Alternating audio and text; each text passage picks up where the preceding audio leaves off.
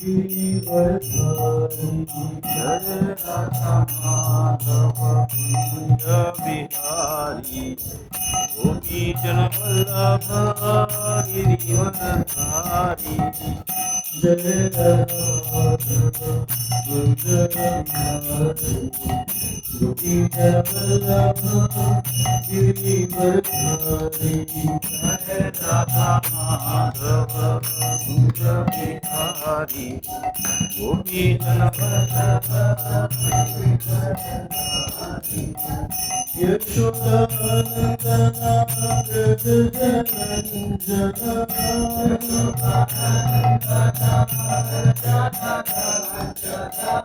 यशोदानंदना व्रज जनंजना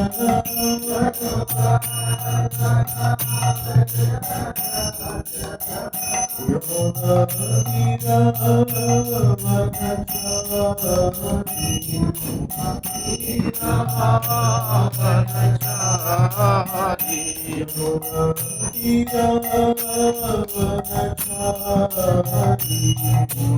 तीरा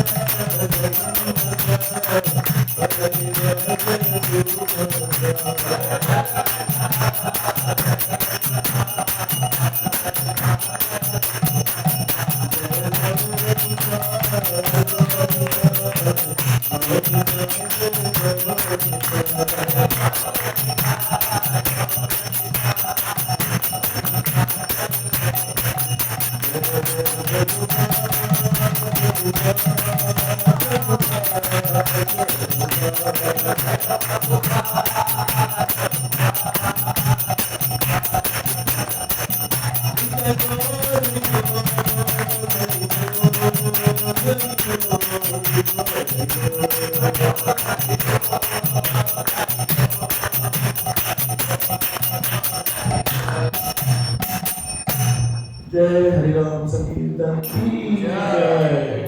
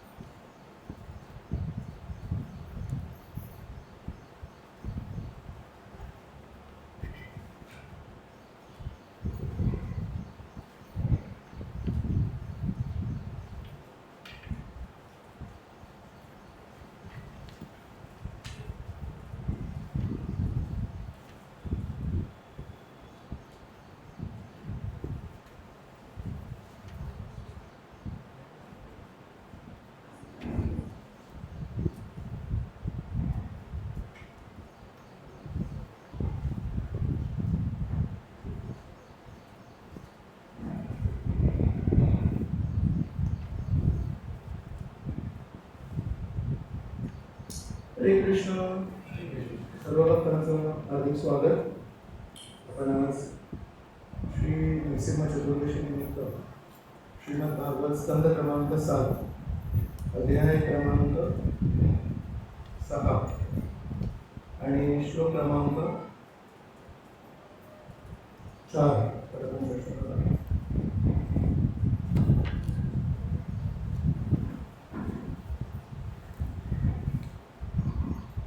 ओम नमो भगवते वासुदेवाय. ओम नमो भगवते वासुदेवाय. ओम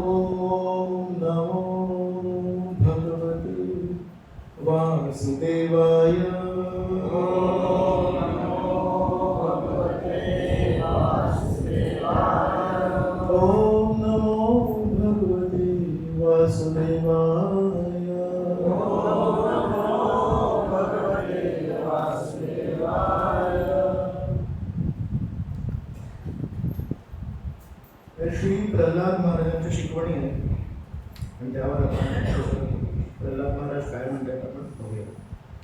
तत्प्रयासो न कर्तव्यो यत् आयुर्व्ययः परम् न तथा विन्दते क्षेमम् मुकुन्द चरणाम्बुजम् तत्प्रयासो न कर्तव्यो यत् आयुर्व्ययः परम् न तथा विन्दते क्षेमम् मुकुन्द चरणाम्बुजम् तत्प्रयासो न कर्तव्यो यत् आयुर्व्ययः परम् न तथा विन्दते क्षेमम् मुकुन्द चरणाम्बुजम्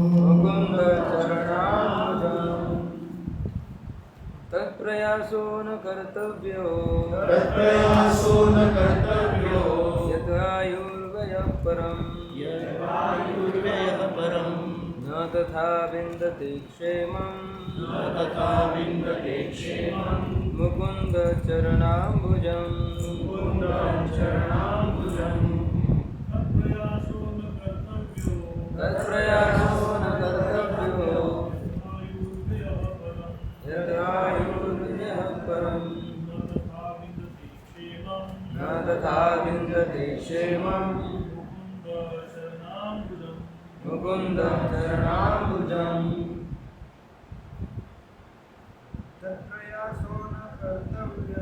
तत्प्रयासो न कर्तव्यो यत् आयुर्व्ययः परम्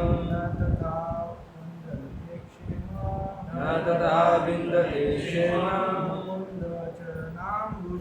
मुकुन्द चरणाम्बुजम्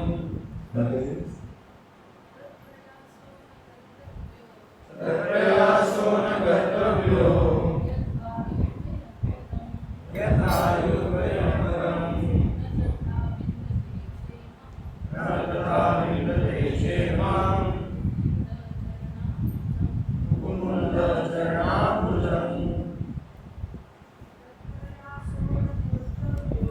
तत्प्रयासो न कर्तव्यो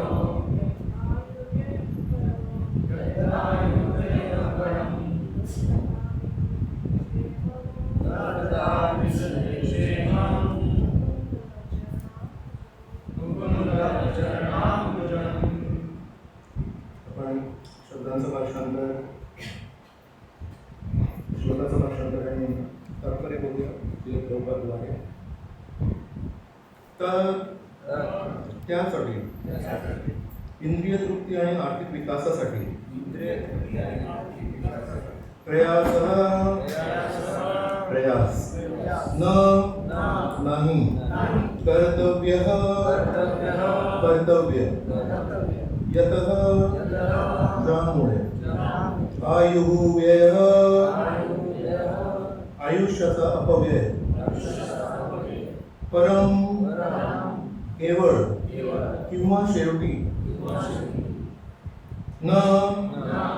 नाही तथा त्याप्रमाणे विन्दते उपभोग घेतो क्षेमम जीवनाचे अंतिम ध्येय मुकुंद मुक्ती प्रदान करणारे भगवंत चरणांबुजम चरण कमळ. भाषांतर. मनुष्याने आर्थिक विकासाच्या माध्यमातून केवळ इंद्रिय तृप्तीसाठी आणि ऐहिक सुखप्राप्तीसाठी खडतर प्रयत्न करू नयेत, कारण अशा प्रयत्नांमुळे काही लाभ मिळत नाही आणि काळ तथा शक्ती मात्र व्यर्थ जाते. त्याने जर कृष्ण भावना भावित होण्यासाठी प्रयत्न केले तर त्याला आत्मसाक्षात्काराचा आध्यात्मिक स्तर खचितच प्राप्त होतो. अशा प्रकारचा आध्यात्मिक लाभ आर्थिक विकासाद्वारे मिळू शकत नाही. तात्पर्य कृष्ण कृपा होती एसी भक्तिवेदांत स्वामी श्रीद्वारे विषयी लोक आपले ऐहिक ऐश्वर्य वाढविण्यासाठी दिवस रात्र आर्थिक विकासाच्या मागे वेड्याप्रमाणे धावत असतात हे आपण पाहतो. अशा खडतर प्रयासांमुळे जरी त्यांना लाभप्राप्तीही होत असली तरी त्यामुळे त्यांच्या जीवनातील वास्तविक समस्यांचे समाधान होऊ शकत नाही. अर्थात आध्यात्मिक शिक्षणाच्या अभावी त्यांना जीवनातील वास्तविक समस्या काय आहेत हेही माहीत नाही. विशेषतः सद्यस्थितीतील प्रत्येक मनुष्य देहात्मबुद्धीच्या अंधकाराखाली जीवन व्यतीत करीत आहे आणि त्याला आत्मा तथा आत्म्याच्या आवश्यकतांविषयी काहीच ज्ञान नाही. समाजातील नेत्यांनी चुकीचे मार्गदर्शन दिल्यामुळे लोकांना आपले शरीर म्हणजे सर्व काही आहे असे वाटते आणि म्हणून ते शरीरास सुखी ठेवण्यासाठी खडतर प्रयास करू लागतात. असा समाज खरोखर निंदनीय आहे, कारण तो मनुष्यास जीवनाच्या वास्तविक ध्येयाचे ज्ञान देत नाही. वर्तमानातील लोक केवळ कालापव्यय करीत आहेत आणि मानवी जीवनरूपी अमूल्य भेट व्यर्थ घालवित आहेत. कारण आध्यात्मिक जीवनाची जोपासना न करता श्वान शुकरांप्रमाणे मरणारा मनुष्य पुढील जन्मी अधःपतित होतो. अशा मनुष्याला जन्ममृत्यूच्या पुनरावर्तनात टाकले जाते. त्यामुळे तो मानवी जीवनाच्या वास्तविक लाभ गमावून बसतो. जो कृष्ण भावना भावित होऊन जीवनातील समस्यांचे शाश्वत समाधान करणे हा आहे.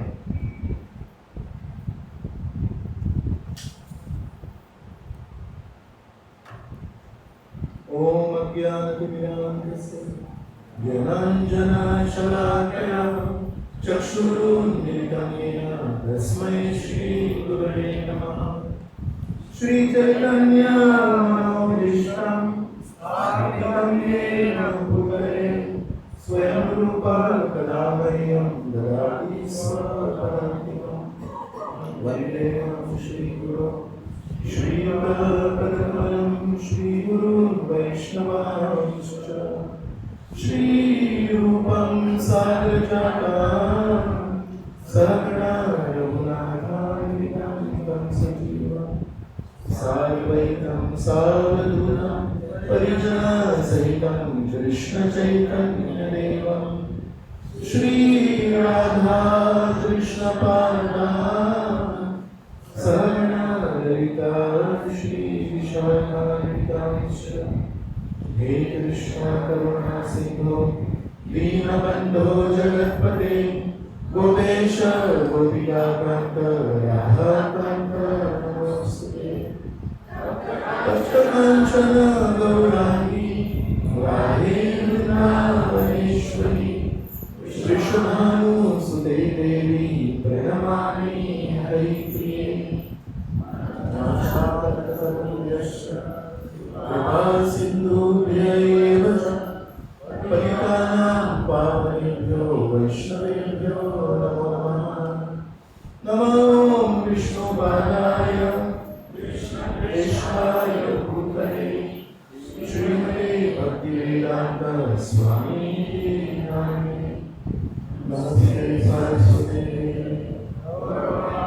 प्रचारिणे निर्विशेष शून्यवादी पाश्चात्यदेशतारिणे. जय श्री कृष्ण चैतन्य प्रभु नित्यानंद श्री अद्वैत गदाधर श्रीवासादि गौरभक्तवृंद.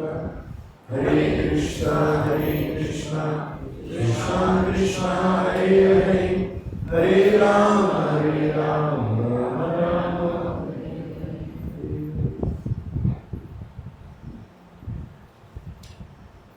हरे कृष्ण. आपण कालपासून श्री नरसिंह चतुर्दशी निमित्त चर्चा आरंभ केली आहे. काल आणि आज आपण जे काही ऐकतोय यावर जर आपण मनन केलं एक लक्षात येतं की प्रल्हाद महाराजांचा जो स्वतःचा आध्यात्मिक स्तर आहे तो पण उंच आहे. जेव्हा प्रल्हाद महाराज हा आजचा श्लोक बोलताय की मनुष्याने आपल्या मनुष्य जीवनाचा काळाचा अपव्यय करू नये, तेव्हा त्याचं वय किती आहे?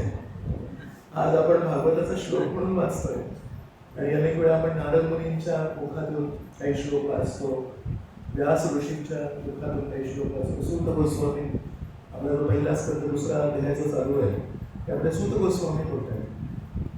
त्यांचं एक वय आहे, त्यांचं एक स्थान आहे. सूत गोस्वामी हे 88,000 साधूंनी निवडलेले योग्य व्यक्ती. 88,000 साधूंचं मत आहे की सूत गोस्वामींनी आम्हाला मार्गदर्शन करावं. बलरामजींचे आशीर्वाद प्राप्त आहेत सूत गोस्वामी.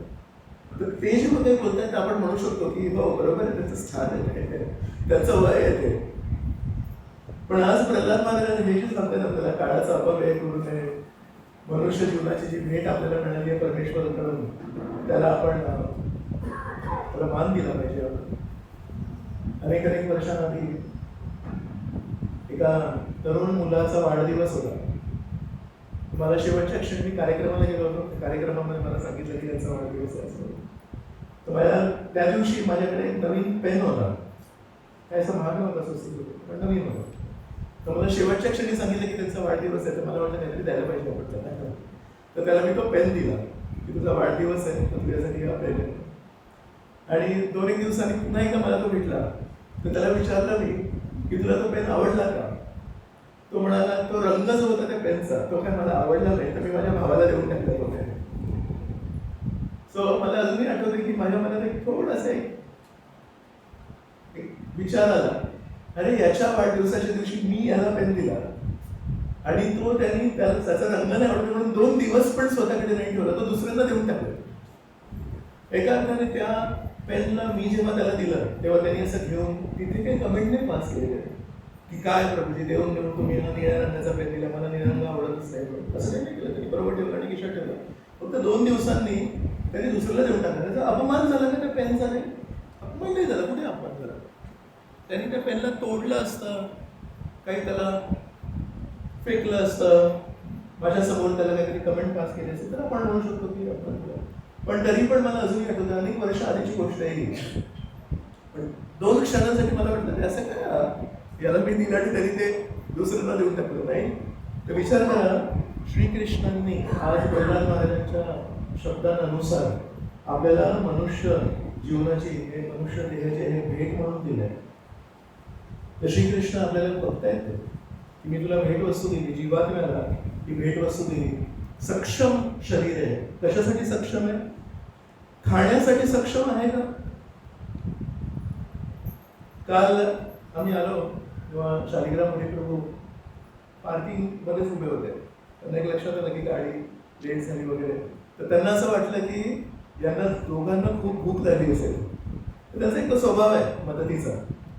तर हातामध्ये थोडा प्रसाद घेऊन तिथे पार्किंगमध्ये उभे होते. आणि जसे आम्ही आलो, प्रभूजी तुम्ही एवढा प्रवास करून आले आणि आता परत कार्यक्रम आहे, तुम्ही प्रसाद घेतलाय नाही घेतलाय माहिती नाही, तुमच्यासाठी तिथे काहीतरी प्रसाद आला. एक केळ होता आणि थोडा प्रसाद घेऊन आले होते. आणि आम्ही म्हटलं प्रभूजी आता तुम्ही कार्यक्रमासाठी सगळेजण वाट बघतो चालू. नाही नाही प्रभूजी तुम्ही एवढा प्रवास करून आले, तुम्हाला थोडं काहीतरी देतो म्हणून मी घेऊन आलो. एक त्यांना असं वाटलं की काहीतरी द्यायला पाहिजे म्हणून. पण मी ते केळ खाल्लं नाही.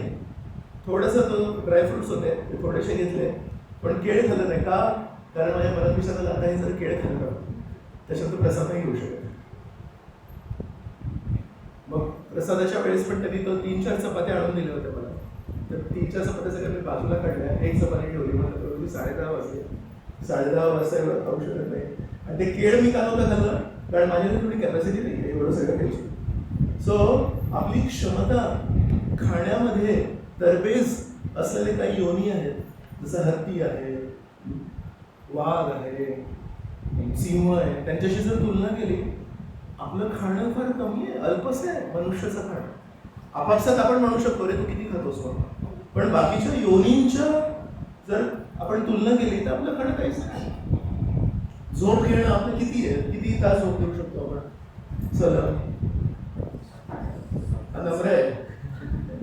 कॉलेजच्या मुलांना मी बघितलंय 12-12, 14-14 तास पण झोपतात. हॉस्टेलमध्ये रात्रभर सिनेमा बघायचा आणि नंतर मग दिवसभर 14 तास 16 तास झोपायचं. त्याच्यापेक्षा जास्ती एक बर्फाच्या परिसरात राहणारा एक पोलार बेअर म्हणतात त्याला, आर्क्टिक आणि अँटार्क्टिक दोन्ही ठिकाणी बर्फात राहतो, 6 महिने सलग झोपतो. आपण झोपू शकतो का तसं? प्रभुपाद तात्पर्यामध्ये लिहितात की कबूतर आहेत ते शारीरिक संबंध दिवसामध्ये 7 वेळा करू शकतात. तर ती क्षमता मनुष्यामध्ये नक्कीच आहे. आणि स्वतःचं संरक्षण करण्याची जरी इच्छा असली तरी पण किती संरक्षण करणार? शेवटी कधी कधी माहिती असं खचतो माणूस सोडून द्यावं. पण अनेक असे प्राणी आहेत जे स्वतःचं संरक्षण वर्षानुवर्ष जंगलात राहणं सोपं नाही. पाणी पिताना पण लक्ष ठेवायला लागतं, आजूबाजूला सिंह आहे का किंवा त्या पाण्यातून मगर आहे का. हरिण जेव्हा पाणी पितो तेव्हा किती भीतीने पाणी पितो, कारण पाणी पिता पिता जर दुर्लक्ष झालं तर मागून कोणतरी हिंसक प्राणी येऊ शकतो किंवा समोरून मगर येऊ शकते. भीतीग्रस्त आहे.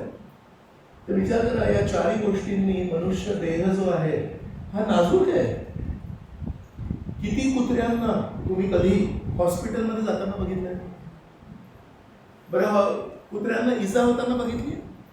कधी आपणच गाडी जर नीट चालवली नाही तर त्यांना कधीतरी गायींना किती वेळा लागतात, बैलांना किती वेळा लागतात, घोड्यांना किती वेळा लागतात आणि किती वेळा हॉस्पिटलमध्ये असतात. आणि आपल्या शरीराची कोण सांगणार हॉस्पिटलमध्ये जायची काय फ्रिक्वेन्सी आहे?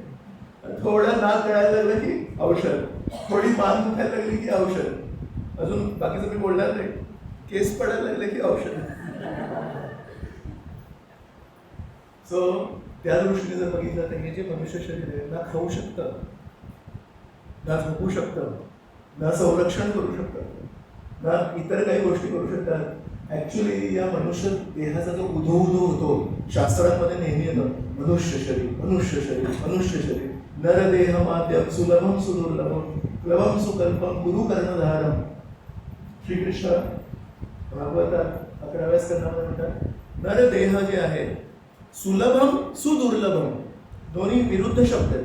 सुलभ म्हणजे खूप सोप्या पद्धतीने मिळतो आणि सुदुर्लभ म्हणजे अजिबात सोप्या पद्धतीने मिळत, खूप कठीण आहे. आणि श्रीकृष्ण एकाच श्लोकामध्ये शेजारी शेजारी हे 2 शब्द वापरतात, नरदेह माध्यम सुलभम सुदुर्लभम. प्रश्न येतो, एक मिनिट, एक तर ते सुलभ आहे किंवा सुदुर्लभ आहे?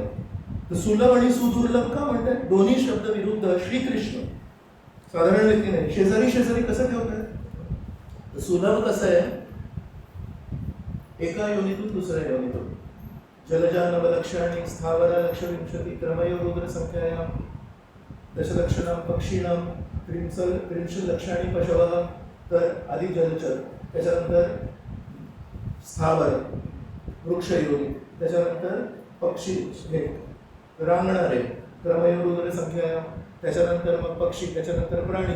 तर अशा मार्गाने सुलभ आहे. काय करायला लागेल? फक्त जिवंत राहायचं. ही योनी झाली मग ही योनी, मग ही झाली मग ही योनी, ही योनी. असं जर केलं जीवात्मा जो वर चालला आहे, उत्क्रांती जी चालू आहे त्याची, त्याच्यामध्ये सुलभ आहे. काही प्रयत्न करायला लागत. गायीच्या शरीरानंतर मग मनुष्य शरीर आहे. हायेस्ट प्राण्यांमध्ये जो शरीर आहे ते आहे गायीचं शरीर. सुलभ, काही प्रयत्न करायची गरज नाही. पण सुदुर्लभ का म्हणाले? जर त्या मनुष्य शरीराला आपण गमावून बसलो आणि घसरून पडलो कुठेतरी खालच्या योनीत, त्याच्यानंतर किती वेळ लागेल ते मिळायला त्याचा ठाव ठिकाणा नाही. ते एक आचार्य आहेत, ते याची तुलना करतात की मनुष्य देह प्राप्त करणं एका जीवात्म्याला किती दुर्लभ आहे. सुदुर्लभ म्हणतात श्रीकृष्ण. श्रीकृष्णाच्या एकेका शब्दाला आणि एकेका अक्षराला महत्व आहे. सुलभम सुदुर्लभम, दुर्लभ नाही सुदुर्लभ. तर काय म्हणतात ते? म्हणतात एक बदक आहे जो समुद्रामध्ये फिरतोय आणि मध्येच त्याला तहान लागली तर तो समुद्रामध्ये त्यांनी टोकट चोच आणि पुन्हा तो असं कधीतरी पाण्यातून बाहेर येतो बदक.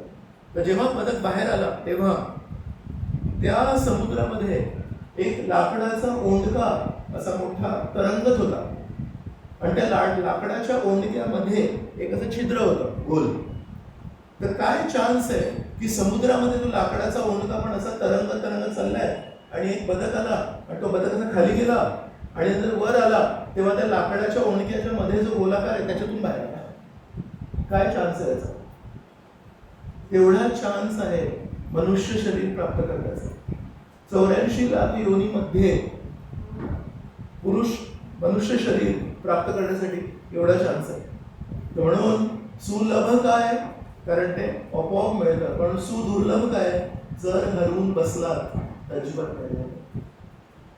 म्हणून प्रल्हाद महाराज असतील, व्यास ऋषी असतील, नारद मुनी असतील, सूत गोस्वामी असतील, इतर कोणी महान आचार्य असतील, पण नेहमी आपल्याला विनंती करतात, या मनुष्य देहाला सांभाळून ठेवा, ही खूप मोठी भेट असते.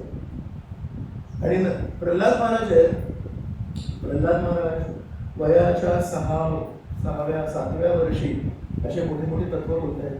तर कधी मला तुमचा प्रश्न आला ना, व्यास ऋषी जेव्हा अशा मोठ्या गोष्टी बोलतील, मनुष्य शरीर खूप सुदुर्लभ आहे याचा आपण वेगळं समजू शकतो, ऋषी मोठी आहे, 6 वर्षांचा मुलगा कसं काय बोलतोय एवढ्या मोठ्या मोठ्या गोष्टी,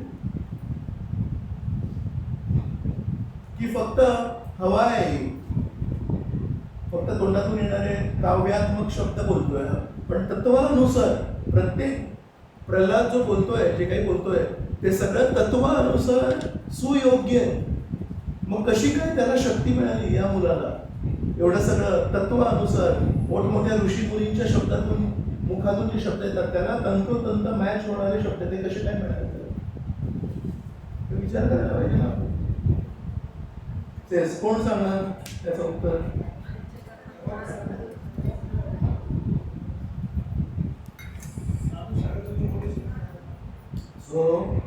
कारण प्रल्हादाने आईच्या पोटात जेव्हा होता तेव्हा नारद मुनींकडून त्यांनी श्रवण केलं, आणि नारद मुनींकडून आईच्या पोटात असताना श्रवण केलं, तेव्हा त्याच्या मनात किंतु परंतु नव्हतं. असं का बोलले, तसं का बोलले, मग असंच का नाही केलं, मग तसंच का नाही केलं. तो आईच्या पोटात आहे ना, त्याला काहीच दिसत नाहीये, कोण काय किती मोठा किती छोटा काही नाही माहिती. त्याला कानामध्ये फक्त शुद्ध ध्वनी पोचते, आणि त्या शुद्ध ध्वनीला कोऱ्या मनाच्या आपल्या कोऱ्या पाटीवर तो लिहून घेतोय. तर जो व्यक्ती वयाचा यामध्ये काही संबंध नाही, जो व्यक्ती मनाच्या कोऱ्या पाटीवर भागवताचे शब्द जर लिहून काढेल, त्याचं वय किती आहे आणि त्याचा अनुभव किती आहे आणि त्याचं स्थान काय आहे, गृहस्थ आश्रमी आहे, संन्यास आश्रमी आहे, याला काहीही महत्व नाही आहे. भागवत आपल्याला शिकवत आहे की जे शब्द नारद मुनी बोलतात, जे तत्वज्ञान नारद मुनी बोलतात, ते प्रल्हाद पण त्यांचा शिष्य असल्या कारणाने, कारण त्यांनी ध्यानपूर्वक ऐकलंय, ते पण काय म्हणणार त्याच्यामध्ये पूर्णपणे विश्वास ठेवून बोलतायत प्रल्हाद.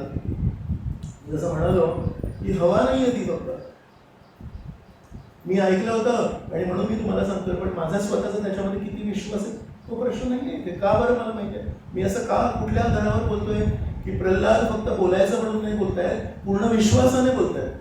हे मी कशावर आधारावर बोलतोय, कारण प्रल्हाद जे काही बोलतोय त्यानुसार तो जीवन जगलाय. त्याचं जीवन काय आहे, प्रल्हादाचं जीवन काय आहे, प्रल्हादाचं जीवन काल पण आपण चर्चा केली. ध्रुव आणि प्रल्हाद हे दोन्ही व्यक्ती समवयीन आहेत आणि दोन्ही श्रेष्ठ स्थान आहे त्यांचं शिकण्यासारखं. ध्रुवाच्या जीवनामध्ये पण एक व्यक्ती होते, काल आपण चर्चा केली. प्रल्हादाच्या जीवनामध्ये एक व्यक्ती आहे ज्यांच्याकडून एक अपेक्षा नव्हती की हे मला विरुद्ध जातील. कोण होते ते व्यक्ती? वडील. काल आपण चर्चा केली की वडील तर आपले आश्रय असतात, आई तर आपला आश्रयस्थान आहे, पण प्रल्हादाच्या जीवनामध्ये त्यांना रक्षकाची अपेक्षा होती, ते भक्षक झाले. त्यांचे वडीलच त्यांना त्रास देतात, त्यांचे वडीलच त्यांना मारायचा प्रयत्न करतात, बरोबर. आणि ध्रुव आहे, ध्रुवाच्या जीवनामध्ये काय झालं, ध्रुवाच्या जीवनामध्ये पण तेच आहे. जरी त्याचे वडील भक्षक नव्हते, जरी त्याचे वडील त्याला मारायचा प्रयत्न नाही करत आहेत, पण त्याची सावत्राई त्याला कटू शब्द बोलते. आणि एका अर्थाने जी काय बोलली ते वाईटच बोलली. म्हणाले तू मरण स्वीकार करत आणि माझ्या पोटातून जन्म घे जर तुला तुझ्या वडिलांच्या कुशीत बसायचं असेल तर. एका अर्थाने खूप कटू वचन आहे. वडील काय बोलले, वडील काय बोलले, वडील काहीच बोलले नाही. जर कटू वचन बोलले असते तरी समजलं असतं, पण दुर्दैव ध्रुवाचं की वडील गप्प बसले. वडील म्हणाले मी काय बोलणारच नाही याच्यात. आणि सावत्र आईकडून ध्रुवाला काही अपेक्षा नव्हती की सावत्र चांगलं बोलेल, पण वडिलांकडून अपेक्षा होती. 2 शब्द तरी तुम्ही काही बोला, पण वडील काहीच नाही बोलले. ध्रुवाच्या मनामध्ये इतकं विष निर्माण झालं. सुखदेव गोस्वामी म्हणतात, एका सापासारखा श्वास घेत घेत ध्रुव आपल्या आईकडे गेला. कारण सापावर कधी चुकीने पाय पडला तर सापाची काय म्हणजे फण काढत होतो. तशा प्रकारे ध्रुव विचार करतो की आता दंश कोणाला करू, आधी सावत्र आईला करू की वडिलांना करू. या विचाराने आईकडे गेला स्वतःच्या. तर सांगायचं तात्पर्य काय, ध्रुव आणि प्रल्हाद दोघे समवयीन आहेत. प्रल्हादाला त्याचे वडील मारायचा प्रयत्न करतायत. ध्रुवाच्या वडिलांनी त्याला मारायचा प्रयत्न नाही केला, फक्त गप्प बसले. पण ध्रुवाच्या मनामध्ये विष निर्माण झालं आणि प्रल्हादाच्या मनामध्ये काय निर्माण झालं, विष नाही निर्माण झालं. सो जर ध्रुव आणि प्रल्हादाची आपण तुलना केली तर कोणाच्या मनामध्ये विष निर्माण व्हायला पाहिजे होतं, ध्रुवाच्या मनामध्ये. काय काय केलं वडिलांनी, सावत्र आई तर पूर्ण युनिव्हर्सल रूल आहे तो. सावत्र आई ही नेहमी सावत्र मुलांप्रती द्वेष करते. त्याच्यामध्ये काय मोठी गोष्ट आहे, तर फक्त त्याचे वडील गप्प बसले, त्याच्यामुळे याच्या मनामध्ये विष निर्माण झालं आणि आईकडे गेला. पण आई सुनीती होती, आई एक श्रेष्ठ वैष्णवी होती. आईने म्हटले, पहिले शब्द म्हणाले, जे तुझं वाईट करत आहेत त्यांच्या प्रती तू वाईट भावना ठेवू नकोस. तो तिथे शांत झाला. तो विचारायला आला होता, मी दंश कोणाला करू, आईला करू, सावत्र आईला करू की वडिलांना करू. आणि त्याच्या आईने काय सांगितलं, अजिबात जे तुझं वाईट करतायत त्यांच्याबद्दल तू वाईट करू नकोस. त्याचं जे विष होतं ते तिथे शांत झालं. मग त्याच्यानंतर त्याला मार्गदर्शन केलं, बघ जीवनामध्ये माझ्यासोबत पण भरपूर अन्याय झाला. तुझ्या वडिलांनी मला कधीच स्वीकार नाही केला. मी नाहीये सुंदर, वास्तविकता आहे. कसं मी कोणाला जाऊन सांगू की माझ्या सपत्नी म्हणतात त्याला, मराठीत काय म्हणणार त्यांना, सौ, तर तिच्या एवढी नाहीये मी सुंदर, तर कोणाला कंप्लेंट करायची, नाही करू शकत कंप्लेंट. काही काही गोष्टी स्वीकार करायला लागतात. ती म्हणते माझं आयुष्य हे कटू सत्य स्वीकारण्यात मी स्वतःला हे स्वीकार केलंय की मी सुरुची इतकी सुंदर नाहीये. आणि तुझे वडील माझ्याकडे लक्ष देतच नाहीत कधी. पण याचा अर्थ असा नाही की माझ्या जीवनाला मूल्य नाही. जर एक माणूस मला लक्ष देत नसेल, एक माणूस माझ्याकडे जर चांगल्या आदराच्या नजरेने बघत नसेल, याचा अर्थ असा नाही की माझी किंमत शून्य आहे. त्या एका व्यक्तीच्या बोलण्यावर, त्या एका व्यक्तीच्या नजरेवर, त्या एका व्यक्तीने माझं जे मूल्यांकन केलंय त्या मूल्यांकनावर मी माझं अस्तित्व ठरवू. किती लोकसंख्या आहे पृथ्वीवर सध्या,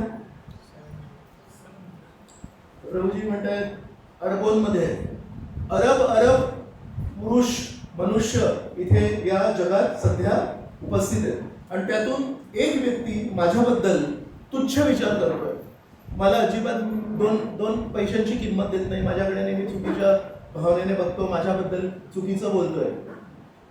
तर आपण त्या एका व्यक्तीला महत्व द्यायचंय की त्या एका व्यक्तीला सोडून आपल्या जीवनात आणि या पृथ्वीमध्ये संभाव्य हजारो लोक असतील जे म्हणतील तुम्ही किती चांगले आहात, तुमचा स्वभाव किती चांगला आहे, तुमचा चेहरा सुंदर नसेल सुनीती, पण तुमचं मन किती सुंदर आहे.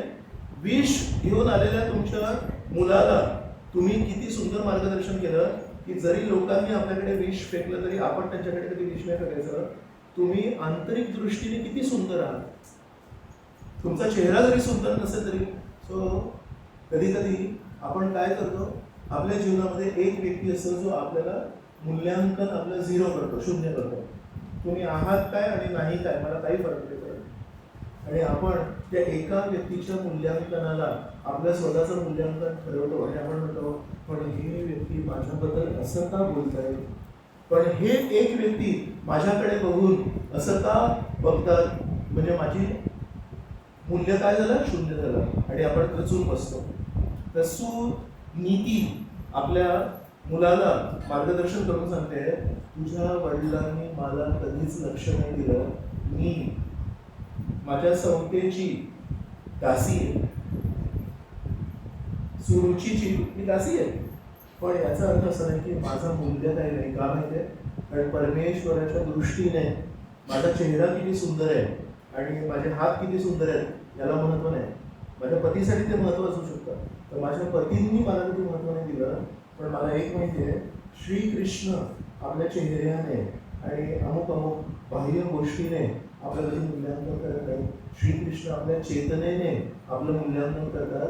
तर मी एक ठरवलं, माझ्या जीवनात जो महत्वाचा सगळ्यात व्यक्ती आहे त्याने तर माझं मूल्यांकन शून्य करून ठेवलं आहे. पण मी एक ठरवलं, माझ्या जीवनात अजून एक व्यक्ती आहे. सर्वस्य चाहं हृदि सन्निविष्टो मत्तः स्मृतिर्ज्ञानमपोहनं च वेदैश्च सर्वैरहमेव वेद्यो वेदान्तकृद्वेदविदेव चाहं. श्रीकृष्ण भगवद्गीतेमध्ये म्हणतात, मी सर्वांच्या हृदयात स्थित, सर्वस्य चाहं हृदि सन्निविष्टो. तर आपण हृदयातल्या त्या मित्राकडे, हृदयातल्या त्या शुभचिंतकाकडे आयुष्यभर दुर्लक्ष केलंय. आणि मग कोणाकडे लक्ष द्यायला लागणार? मग चान्स काय आहे बघा. जो व्यक्ती आपला शुभचिंतक आहे त्याच्याकडे दुर्लक्ष करून बसलोय, मग कोणाकडे लक्ष जाणार? मग यांच्याकडे आणि त्यांच्याकडे लक्ष जाणार. त्यांच्या मूड प्रमाणे, त्यांच्या भावनांप्रमाणे, त्यांच्या वाढीप्रमाणे, त्यांचं लहानपण कसं गेलं त्याच्यानुसार ते आपलं मूल्यांकन करणार. आणि आपण त्या मूल्यांकनाला आपलं स्वतःचं अस्तित्व समजून बसतो आणि स्वतःची हानी करतो. तर सुनीतीने किती चांगली नीती सांगितली ध्रुवाला, बाळ ध्रुवा, आपलं मूल्यांकन आपण लोक काय म्हणतात त्यानुसार नाही करायला पाहिजे. आपलं मूल्यांकन परमेश्वर आपल्याबद्दल काय विचार करतात याच्यानुसार करायला पाहिजे. आणि म्हणून मी तुला एक मार्ग दाखवते की तू परमेश्वराला प्रसन्न कर. कारण तू याला त्याला प्रसन्न करत बसशील तर माहिती आहे त्याला किती वेळ लागेल आणि त्याचं काय होईल. पण एक मला माहिती आहे की तू परमेश्वरला प्रसन्न कर. मग कुठे जा? तू जंगलात जा. तर या ध्रुवाला एका वैष्णवीने वाचवलं. एका लहानशा गोष्टीवरून की त्याचे वडील गप्प बसले, त्या वडील गप्प बसल्याच्या परिस्थितीने त्याच्या मनामध्ये विष निर्माण झाला. पण त्या विषाला कोणी हाताळायला शिकवलं? त्याच्या आईने, वैष्णवीने शिकवलं. तसंच प्रल्हाद आहे, प्रल्हादला त्याचे वडील गप्प नाही बसले. प्रल्हादाचे वडील गप्प नाही बसले. प्रल्हादाचे वडील त्याला रोज निरनिराळ्या पद्धतीने मारायचा प्रयत्न करतायत. पण प्रल्हादाच्या मनामध्ये विष निर्मितीच नाही होते. त्याची फॅक्टरी बंद आहे. ध्रुवाच्या मनामध्ये फॅक्टरी चालू झाली, थोडंसं प्रोडक्शन झालं, पण त्या पिंपामध्ये जे विष होतं ते त्याच्या वैष्णवी आईने शिकवलं. ते ओत, ते पिंप असा टाकला आणि ते ओतलं, वाया गेलं ते विष. प्रल्हादाच्या मनामध्ये ती फॅक्टरीच बंद आहे. पण ध्रुव असू दे की प्रल्हाद असू दे, दोघांमध्ये एक साम्यता आहे. याच्या मनामध्ये विषाची निर्मिती झाली खरी, पण विषाची निर्मिती झाली खरी त्याच्यानंतर एका वैष्णवानी, एका वैष्णवीने त्यांना शिकवलं, विष आपल्या मनात ठेवून आपलं हृदय दूषित होतं, विष ठेवून नको हृदयात. आणि प्रल्हादाच्या मनामध्ये विष निर्माण होण्याची शक्यता नंतर निर्माण झाली. कधी निर्माण झाली? जेव्हा त्यांचे वडील त्यांना रोज मारायला सुरुवात झाली. पण त्यांचं किती मोठं सौभाग्य आहे, त्यांच्या जीवनामध्ये वैष्णव हे गर्भावस्थेत आले. तर म्हणून आपल्या मनामध्ये विष आहे की अमृत आहे हे याच्यावरून नाही ठरणार की आपण साप आहे की मनुष्य आहे. जर मी साप योनीत जन्म घेतलाय तर माझ्या मनामध्ये विष असणारच. आणि जर मी मनुष्य योनीत जन्म घेतलाय तर माझ्या मनामध्ये विष असण्याच्या त्याच्यावर फरक नाही पडतो. फरक हा पडतो आपण कोणाकडून श्रवण करतोय. तर ध्रुवाला पण एका वैष्णवीने वाचवलं आणि प्रल्हादाला पण एका वैष्णवाने वाचवलं. आणि कारण प्रल्हादाने मनाच्या कोऱ्या पाटीत हा कोण तो कोण हे न बघता नारद मुनींच्या शुद्ध शिकवणींना ऐकून घेतलं. काय तो प्रल्हाद, कुठपर्यंत पोचला तो प्रल्हाद. त्या प्रल्हादाने काय केलं असेल? श्रीकृष्ण हा जो शब्द आहे त्या शब्दाची व्याख्या आहे सर्व आकर्षयती इति कृष्ण. जे प्रत्येक व्यक्तीला आकर्षण करतात त्या व्यक्तीला म्हणतात कृष्ण. जसं बलरामजी आहेत, बलरामजींचं एक नाव आहे संकर्षण. संकर्षण नाव कुठून येतं? संकर्षण म्हणजे नंद महाराजांचा परिवार आणि वसुदेव आणि देवकी यांच्या परिवाराला त्यांनी एकत्र आणलं. तर या दोन परिवारांना त्यांनी एकत्र आणलं, त्यांना आकर्षित केलं एकमेकांप्रती, म्हणून त्यांचं नाव आहे संकर्षण. आपण शेती करतो तर त्याला म्हणतात कृषी. कृषी का म्हणतात? कृषक. कृषक म्हणजे शेतकरी. तर कृषी क्षेत्र म्हणजे हे शेतीचं क्षेत्र आहे. तर कृषी, संकर्षण, कृष्ण हे सगळं आकर्षण या शब्दावरून आहे. जेव्हा ते नांगर आपण असं खेचतोय त्याला म्हणतात कृषी. तर सर्व आकर्षयती इति कृष्ण. कृष्ण कोण आहे? कृष्ण एक महाचुंबक आहे. चुंबकच म्हणतात ना. इतके मोठे चुंबक आहेत की कृष्ण बसलेले असतात आणि बासुरी जेव्हा वाजवतात तेव्हा सगळे पशु, पक्षी, मृग, मोर सगळे त्यांच्यावरती आकर्षित होतात. अशी बासुरी वाजवतात ती यमुना नदीशी वाहत असते, ती अशी त्यांच्याकडे वळते. काय श्रीकृष्ण आकर्षक आहेत. फक्त पशु, पक्षी, नदी हे नाही, गोपिका नाही, सगळे राक्षस पण आकर्षित असतात. एवढे राक्षस कोणाच्या जीवनामध्ये आलेच नाही. सकाळ, दुपार, संध्याकाळ रोज मामा एक राक्षस पाठवतात. तर सर्व आकर्षयती म्हणजे काय? हे व्यक्ती सगळ्यांना आकर्षक आहेत. द्वेष पण जो केला शिशुपालाने, इतका द्वेष मला नाही वाटत कधी कोणी केलाय. ही लहानपणापासून जन्मापासून फक्त अपशब्द बोलतोय तो. असं आहे कोणी आपल्या जीवनामध्ये? कोणी म्हणू शकतो की म्हणजे माझ्या जीवनामध्ये एक व्यक्ती तो नुसते वाईट शब्दच बोलतो सगळ्यांसमोर. पण श्रीकृष्णांना प्रेम पण मॅक्सिमम केलंय लोकांनी आणि द्वेष पण मॅक्सिमम केलाय. म्हणून सर्व आकर्षयती इति कृष्ण. तर कृष्ण आहे एक महाचुंबक आहे, ते सगळ्यांना आकर्षित करतात. पण प्रल्हाद कुठे जाऊन पोचला? प्रल्हादाने आपल्या मनाच्या कोऱ्या पाटीवर जेव्हा एका शुद्ध वैष्णवाचे शब्द लिहिले तर कुठपर्यंत त्याचा स्तर गेला? पहिली गोष्ट म्हणजे त्याच्यासोबत जे काही वाईट घडलं त्याच्याबद्दल त्याच्या मनामध्ये वाईट प्रतिक्रिया कधी झालीच नाही. तो म्हणतोय नाही, माझ्या वडिलांना अज्ञान ठेवलं. काय करणार? अज्ञानी अवस्थेमध्ये कधी चुकीचं वागतात लोक. तर काय आपण त्याला एवढं महत्व द्यायचं का? आपण वडील त्यांना म्हणतात, बाळ प्रल्हाद तू काय शिकलास? सगळ्यात चांगलं काय शिकलास तू शाळेमध्ये? तो म्हणतात की मी हे शिकलोय की आपण आपलं जे मनुष्य जीवन आहे त्याच्यामध्ये सदा समुद्विग्न धियाम असद्ग्रहात तत्साधु मन्ये तत्साधु मन्ये असुरवर्य देहिनाम. हे असुरवर्य, हे राक्षसांचे श्रेष्ठ राजे, तत्साधु मन्ये असुरवर्य देहिनाम सदा समुद्विग्न धियाम असद्ग्रहात. सत म्हणजे शाश्वत, असत म्हणजे अशाश्वत. तर जेव्हा आपल्या जीवनाचा पाया, आपल्या जीवनाचं जे मूल्य ते असत होतात, असत ग्रहात, जेव्हा आपण असत गोष्टींना पकडून ठेवल्यावर काय होणार? सदा समुद्विग्न. तर हा 5 वर्षांचा बाळ आपल्या वडिलांना म्हणतोय, हे असुरवर्य, कारण तुम्ही शाश्वत परमेश्वराला कधी धरलं नाही, शाश्वत भक्ती तत्वाला कधी धरलं नाही. तुमच्या जीवनामध्ये तुम्ही ज्या ज्या गोष्टींना धरून ठेवलंय ते सगळे असत गोष्टी आहेत. आणि त्याच्यामुळे बघा तुमच्या चेहऱ्यावर काय परिस्थिती आहे. तुमचे भुया नेहमी अशा त्रासलेल्या असतात. सदा समुद्विग्न, तुम्ही नेहमी उद्विग्न अवस्थेत असता. सदा समुद्विग्न धियाम असद्ग्रहात. मग काय करायला पाहिजे? हित्वात्मपातम गृहमंधकूपम वनम गतो यद्हरिमाश्रयेत.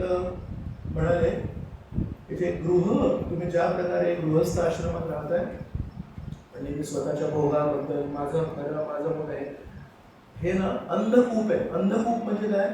अशी कधी कधी जंगलामध्ये विहीर असते, त्याच्यामध्ये पाणी नाही, आटलेली विहीर आहे. आणि त्या आटलेल्या विहिरामध्ये जर कोणी चुकीने पडला काय होणार? त्याचं मरण, वाईट मरण होणार. का? पडताना लागणार, इन्स्टंट डेथ नाही आहे, तिथे तडफडेल तो तिथे खाली. तर म्हणतात गृहम अंधकूपम. मग काय करायला पाहिजे? वनम गतो यद्हरिम आश्रयेत. तुम्ही वृंदावनाला जायला पाहिजे आणि वृंदावनामध्ये श्रीकृष्ण राहतात. या श्रीकृष्णांच्या शाश्वत चरणांचा शाश्वत आश्रय घेतला पाहिजे. पण ही शिकवण बोलायला त्या प्रल्हादाने एका शुद्ध वैष्णवाकडून ऐकलं होतं. आणि आपण ही चर्चा करतोय की प्रल्हाद कुठे पोचले? प्रल्हाद अशा ठिकाणी पोचले की त्यांनी त्यांच्यावर ज्यांनी रोज द्वेष केला त्या व्यक्तीला ते द्वेष नाही केला, त्यांना नेहमी चांगल्या शिकवणीच दिल्या. आपल्या वडील त्यांना रोज मारायचा प्रयत्न करतायत, विष निर्माण नाही झालं वडिलांना कधी झाले. प्रभूजी सॉरी पप्पा, मला परमेश्वराचं नाव घ्या. पप्पा थोडंसं फुल वाहा आहे परमेश्वराला, काय मोठी गोष्ट आहे. आणि ऐहिक स्तरावर कधी विष निर्माण नाही झालं. ऐहिक स्तरावर पप्पांना नेहमी चांगल्या गोष्टी शिकवल्या. आणि पारमार्थिक स्तरावर काय केलं त्यांनी, त्या चुंबकाला आकर्षित केलं. ऍक्च्युली चुंबक नेहमी सगळ्या लोखंडाला आकर्षित करतो.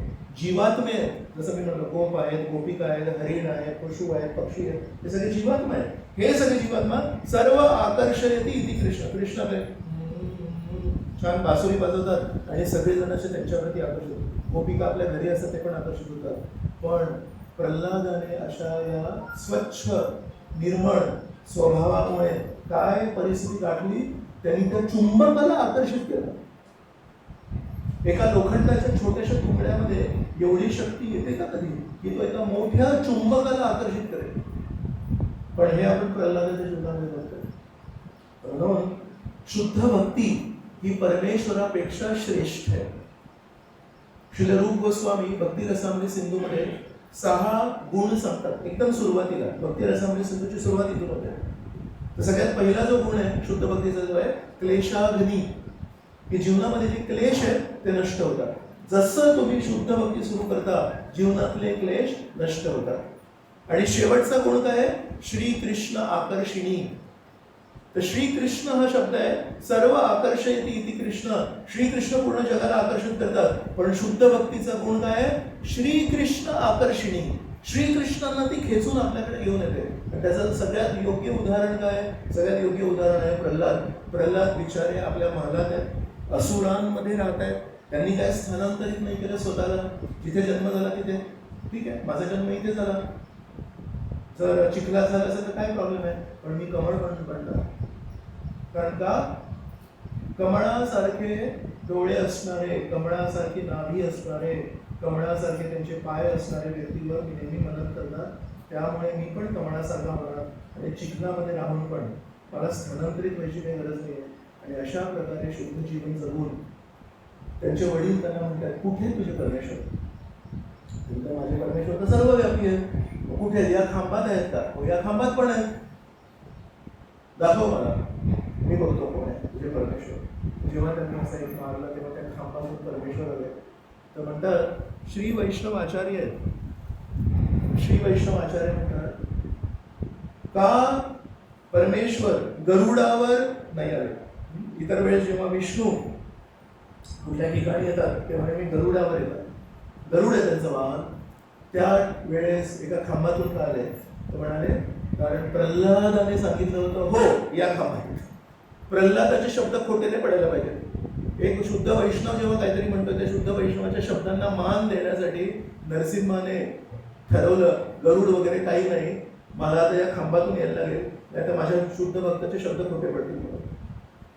तर फक्त प्रल्हादाच्या शब्दांना मान देण्यासाठी श्री नरसिंह, श्री विष्णू जे सच्चित आनंद आहे. आणि त्या सच्चित आनंद व्यक्तीचा, कारण आपण अंश आहोत म्हणून आत्मा सच्चित आनंद आहे. जरी आपण या जड निरानंद असत आणि अचित शरीरामध्ये आहोत, पण आत्मा हा नेहमी सच्चित आनंद असतो. तर ते सच्चित आनंद, मूळ सच्चित आनंद व्यक्ती आहे, ते एका जड खांबातून आले. ज्या खांबाला प्राण नाही आहे त्या खांबातून मूळ सच्चित आनंद व्यक्ती आले. कशासाठी आले? फक्त एका प्रल्हादाच्या शब्दांना मान देण्यासाठी. म्हणून प्रल्हाद, काय व्यक्तिमत्व आहे प्रल्हादाचं. कधी कोणाला वाईट नाही बोलले, जरी त्यांच्या जीवनामध्ये दररोज वाईट होत आहे आणि त्या परिस्थितीमुळे त्यांनी स्वतःला असं एवढं उंच करून ठेवलंय की कितीही त्याच्यावर चिखलफेक झाली तर त्या चिखलफेकीचा त्याच्यावर काही परिणामच नाही पडत. आणि त्याचा एक फायदा असा झाला की त्यांनी त्यांचं जीवन स्थिरतेने जगले. त्यांना कधी काही मानसिक त्रास नाही झाला त्या गोष्टीचा. आणि त्या शुद्ध स्थिर अवस्थेमध्ये त्यांनी जे काही हरिनाम केलं, त्यांनी जो काही प्रचार केला तो इतका छान केला की श्रीकृष्णांना त्या खांबातून अवतरित होण्यासाठी त्यांनी आकर्षित केलं. तर हे प्रल्हाद आहे. या प्रल्हाद महाराजांच्या शब्दांवर जेव्हा आपण मनन करू तेव्हा एक लक्षात येतं हे खूप श्रेष्ठ स्थळ आहे प्रभूजी. आमचा स्तर ध्रुवासारखा आहे. तो शांत जरी बसला ना तरी सूर्याला सोडणार नाही. हा माझ्या बाजूनी का नाही बोलला, नाही माझी स्तुती का नाही केली, सगळ्यांना का नाही सांगितलं की मी किती मोठा वैष्णव आहे. जर माझी स्तुती नाही केली तोच एक अपराध आहे आणि शांत बसला तो एक मोठा अपराध आहे आणि माझ्या विरुद्ध बोलला तर अक्षम्य अपराध आहे. नाही तर आपण ध्रुवाच्या सारखे आहोत, पण आपलं एक सौभाग्य आहे. आपण प्रल्हाद नाही आहोत पण एक ध्रुव आहोत. आपण आपल्यामध्ये खूप ती महत्वाकांक्षा आहे, मला हे करायचंय, मला ते करायचंय आणि माझ्याबद्दल जर कोणी बोलत बघतो त्याला मी नंतर. पण एक आपलं सौभाग्य आहे, जसं त्यांच्या जीवनामध्ये सुनीती होती तसं आपल्या जीवनामध्ये एसी भक्तिवेदांत स्वामी प्रभुपाद आहे. कधीही आपल्या मनामध्ये विष निर्माण झालं, विष निर्माण होणं हे कदाचित आपल्यासाठी स्वाभाविक आहे. तर आपण कृत्रिम पद्धतीने म्हणू नये नाही मी प्रल्हादासारख्या माझ्या मनामध्ये विष निर्माण होतच नाही. खरोखर आपण वास्तविकता स्वीकारायला पाहिजे की जेव्हा जेव्हा कोणी लोक गप्प जरी बसले तरी विष निर्माण होतो. तर त्यावेळेस आपण काय करायला पाहिजे, ध्रुवाने एक खूप छान गोष्ट केली. जेव्हा विष निर्माण झालं तेव्हा आपल्या आईकडे गेल्यामुळे आई मार्गदर्शन करतो. तर आपण तेव्हा जेव्हा विष निर्माण होतं तेव्हा जगन्नाथ बलदेव सुभद्रांचे प्रतिनिधी श्री प्रभुपाद आपल्या समोर आहेत किंवा आपले महाराज गुरु महाराज आपल्याकडे त्यांच्या वाणी रूपात आहेत. पटकन जेव्हा पण विष निर्माण होईल तेव्हा पटकन प्रभुपादांचं लेक्चर लावायला पाहिजे. पटकन त्वरित आपण आपल्या गुरु महाराजांचं लेक्चर लावायला पाहिजे आणि आपण बघायला पाहिजे की त्या प्रवचनामध्ये त्या लेक्चरमध्ये माझ्या विषयाला हाताळायला काही योग्य दृष्टिकोन मिळतोय का. आणि जर आपण या चेतनेने जर केलं तर नक्की शुद्ध प्रभुपाद असे कोणी शुद्ध भक्त असतील. जसं श्रीकृष्ण आपल्या हृदयामध्ये राहतो तसे श्रीकृष्णाचे शुद्ध भक्त पण आपल्या हृदयात राहतात. तर त्यांना माहिती आहे की बिचारा हा तडफडतोय, याला त्रास झालाय, याची भूक गेली सगळी सकाळपासून. तर बरोबर आपण जे प्रवचन लावू, आपण भगवद्गीतेचा भागवताचा जो काही पान आपण ओपन करू त्याच्यामध्ये प्रभुपाद आपल्या हृदयाची परिस्थिती जाणून नक्की आपल्याला काहीतरी. श्री रूप गोस्वामी आहे, त्यांनी खूप सुंदर श्लोक लिहिला आहे, तो मी समोर ठेवलाय माझ्या, तो सांगतो. तर काय भावना व्यक्त करतायत रूप गोस्वामी त्याच्यावर आधी बोलतो आणि नंतर मग तो श्लोक म्हणतात. प्राचीन काळातील भक्तांची भक्ती जेव्हा मी वाचतो किंवा ऐकतो ऍक्च्युली मला ना वाटतं की मला काही आशा नाही, नैराश्य येतं माझ्या. रूप गोस्वामी आध्यात्मिक जगतातले एक तिकडे वैकुंठवासी नित्य भक्त आहेत, नित्यसिद्ध भक्त आहेत. पण ते आपली बाजू घेत आहेत, आपल्या मनातल्या भावना ओळखत आहेत आणि एक श्लोक लिहित आहेत. म्हणतात प्राचीन नाम भजनम अतुलम दुष्करम शृण्वतो मे. प्राचीन भक्तांचं, ध्रुव महाराजांची भक्ती, प्रल्हाद महाराजांची भक्ती, भजनम त्यांनी जे भजन केलं, त्यांनी जी परमेश्वराची भक्ती केली, अतुलम अतुलनीय, दुष्करम बापरे इतकं शुद्ध जीवन, शृण्वतो मे जेव्हा मी प्राचीन काळातील शुद्ध भक्तांची भक्ती ऐकतो, नैराश्येन ज्वलती हृदयम भक्तिलेश आलसस्य. म्हणतात नैराश्येन ज्वलती हृदयम, माझं जे हृदय आहे हे नैराश्येने आवृत्त होतं आणि म्हणतात भक्तिलेश आलसस्य. कारण मला माहिती आहे की मला ना शुद्ध भक्ती करण्यासाठी खूप आळस आहे, मला नाही करायचं आहे सगळं शुद्ध भक्ती. मला थोडंसं तोंडावर उत्तर द्यायचं आहे. का माहिती आहे, कारण तुम्ही जे सांगताय ना हे सगळ्या वैष्णवांबद्दल सांगताय ना, हा वैष्णव नाहीच आहे. मला जे सांगता तुम्ही, हो वैष्णवांसमोर तोंड आपण नाही आवाज नाही वाढवायला पाहिजे, आपण वैष्णवांसमोर नेहमी नम्र राहायला पाहिजे, ते बरोबर म्हणताय तुम्ही म्हणताय बरोबर नाही, पण हा वैष्णवच नाही आहे. यांनी मला सकाळी जे उलट ऐकवलं आणि तुम्ही मला म्हणता की वैष्णवांसमोर आपण नम्र राहायला पाहिजे, तर मी वैष्णवांसमोर नम्र राहणार. ते ऑल्टरमध्ये 4-5 व्यक्ती आहेत, जगन्नाथदास बाबाजी महाराज, भक्तिविनोद ठाकूर, भक्तिसिद्धांत सरस्वती, गौरकिशोरदास बाबाजी महाराज, त्यांच्यासमोर मी गप्पच असतो. हा वैष्णव नाहीच आहे. सो कारण हा वैष्णव नाही आहे म्हणून मला याला प्रत्युत्तर देणं गरजेचं आहे. पण आपण श्री चैतन्य महाप्रभूंकडून शिकायला पाहिजे. की वैष्णवाची व्याख्या काय. तर म्हणतात ज्याने त्यांच्या जीवनामध्ये एकदा पण हरिनाम त्यांच्या जिल्ह्यावर घेतलं असेल तर तो वैष्णव. का? त्यांनी परमेश्वराचं नामस्मरण जीवनात एकदा पण केलं तर तो वैष्णव. तर पुढच्या वेळेस जेव्हा आपल्या हातामध्ये थोडं आपल्याला हा स्वतःला आवरू नाही शकत आहे तेव्हा आपण बघायला पाहिजे की त्या भक्ताकडे हरिनामाची माळ आहे का. जर असेल तर आपण समजायला पाहिजे की दुर्दैव माझं पण वैष्णव आहे खरे. तर बघतो काय म्हणतात रूप गोस्वामी. प्राचीन नाम भजनमतुलम दुष्करम शृण्वतो मे नैराश्येन ज्वलति हृदयम भक्तिलेश आलसस्य. मग काय करायचं आपण म्हणतात विश्वद्रिचिम अघहर तव आकर्ण कारुण्य वीचिम. म्हणतात पण अघहर म्हणजे अघासुराला मारणारे तुम्ही श्रीकृष्ण. आकर्ण कारुण्य वीचिम. जेव्हा मी तुमच्या करुणेबद्दल जेव्हा ऐकतो तेव्हा आशा बिंदू उक्षितम इदम उपैती अंतरे हंत सैत्यम. म्हणतात जेव्हा मी ऐकतो की अघासुर हा तुम्हाला आणि तुमच्या भक्तांना गिळायला आला होता. त्यांनी दिवसभर असं तोंड ओपन करून ठेवलं होतं. सगळे वैष्णव सगळे गोप त्याच्यावर आतमध्ये पोटात गेले पण श्रीकृष्णाची वाट बघत होतं. जसं श्रीकृष्ण आतमध्ये गेले पटकन बंद केलं आणि त्यांना मारून टाकणार होता असं. पण मी असं ऐकलं की जेव्हा तो तोंड ओपन करून ठेवला होता त्यांनी तेव्हा तो बघत होता आजूबाजूला गोप आणि श्रीकृष्ण खेळत होते.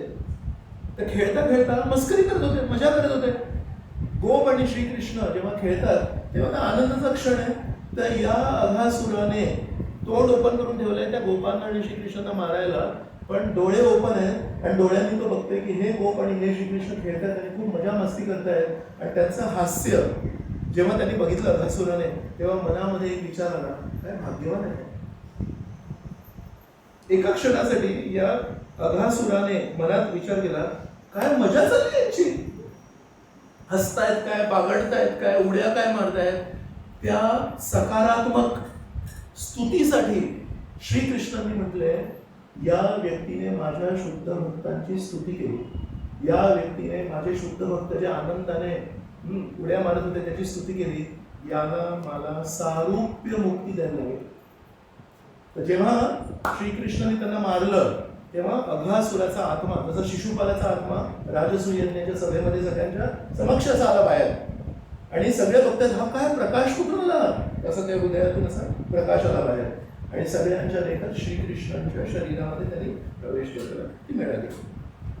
तसं सर्व गोप कुमारांनी बघितलं की अघासुराला मारल्यानंतर अघासुराच्या हृदयातून एक असा प्रकाश कण बाहेर आला आणि तो सगळ्यांच्या लेखात श्रीकृष्णांमध्ये सामावला. आणि ध्रुव आचार्य म्हणतात कारण त्याने श्रीकृष्णाच्या भक्तांच्या हास्याची, आनंदाची, त्या बागडण्याची स्तुती केली. एका क्षणासाठी स्तुती केली. पण परमेश्वर काय करतात पूतनेने एक भावना केली की मी माझ्या शरीराने बाळकृष्णाला दूध पाजेल. श्रीकृष्ण म्हणतात म्हणजे हिला मातृत्वाची भावना आहे. जर पूतनाला विचारलं काय काय ग तुला मातृत्वाची भावना आहे का ती म्हणत अजिबात शपथ अजिबात मातृत्वाची भावना आहे. पण श्रीकृष्ण म्हणत नाही तुम्ही मला दूध पाजायला आले म्हणजे तुम्हाला मातृत्वाची भावना आहे. जर तुम्हाला मी वैकुंठाला पाठवणार तर ती कदाचित गंमत करतोय मला नाही जायचं वैकुंठाला मला नरकात जायचं सोडलं आहे तुला सर फरफटत वैकुंठाला. तर पूतनेने विष घेऊन आली पण चुकीने ज्या पद्धतीने तिने विष पाजायचा प्रयत्न केला त्याच्यामध्ये मातृत्वाची एक छोटीशी एक आभास होता. त्या श्रीकृष्णाने त्या आभासाला महत्व दिलं आणि तिला फरफटत वैकुंठाला पाठवलं. कशी नाही जात वैकुंठाला बघतो. तसा हा अघासूर आहे. अघासुराचं विचारलं काय तू काय केलं म्हणजे एका क्षणासाठी वाटलं खरं की खूप आनंदात होते आणि खूप मजेत होते म्हणून. त्या एका क्षणाच्या तुझ्या त्या स्तुतीसाठी तुला मी सारूप्य मुक्ती देतो. तर म्हणून रूप गोस्वामी म्हणतात विश्वत्रिचिम अघहर तव आकर्ण्य कारुण्य वीचिम. जेव्हा तुझ्या या स्वभावाबद्दल मी ऐकतो एक गोष्ट काय ऐकली प्राचीन नाम भजनम अतुलम दुष्करम शृण्वतो मे. एक गोष्ट नेहमी ऐकतो, प्रल्हादाने काय शुद्ध भक्ती केली. एक गोष्ट काय ऐकतो, ध्रुवाने काय शुद्ध भक्ती केली. एक गोष्ट ऐकतो, अंबरीश महाराजांनी काय शुद्ध भक्ती केली. त्याला मारायला राक्षस आला, पण अंबरीश महाराजांनी त्यांची तलवार नाही काढली. बाळ प्रल्हादाकडे तलवार होती की नाही माहित नाही, बाळ प्रल्हाद होता. बाळ ध्रुवाकडे तलवार आहे की नाही माहित नाही, पण अंबरीश महाराजांकडे होती तलवार, राजे होते. पण त्यांनी तलवार नाही काढली, त्यांनी हात जोडले, परमेश्वराचं स्मरण केलं, तर आपोआप तिथून सुदर्शन चक्र आलं.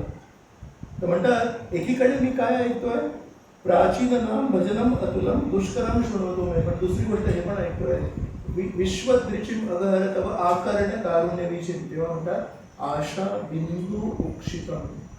माझ्या हृदयामध्ये सकारात्मक आशेचा एक बिंदू निर्माण होतो लहानसा. मला चान्स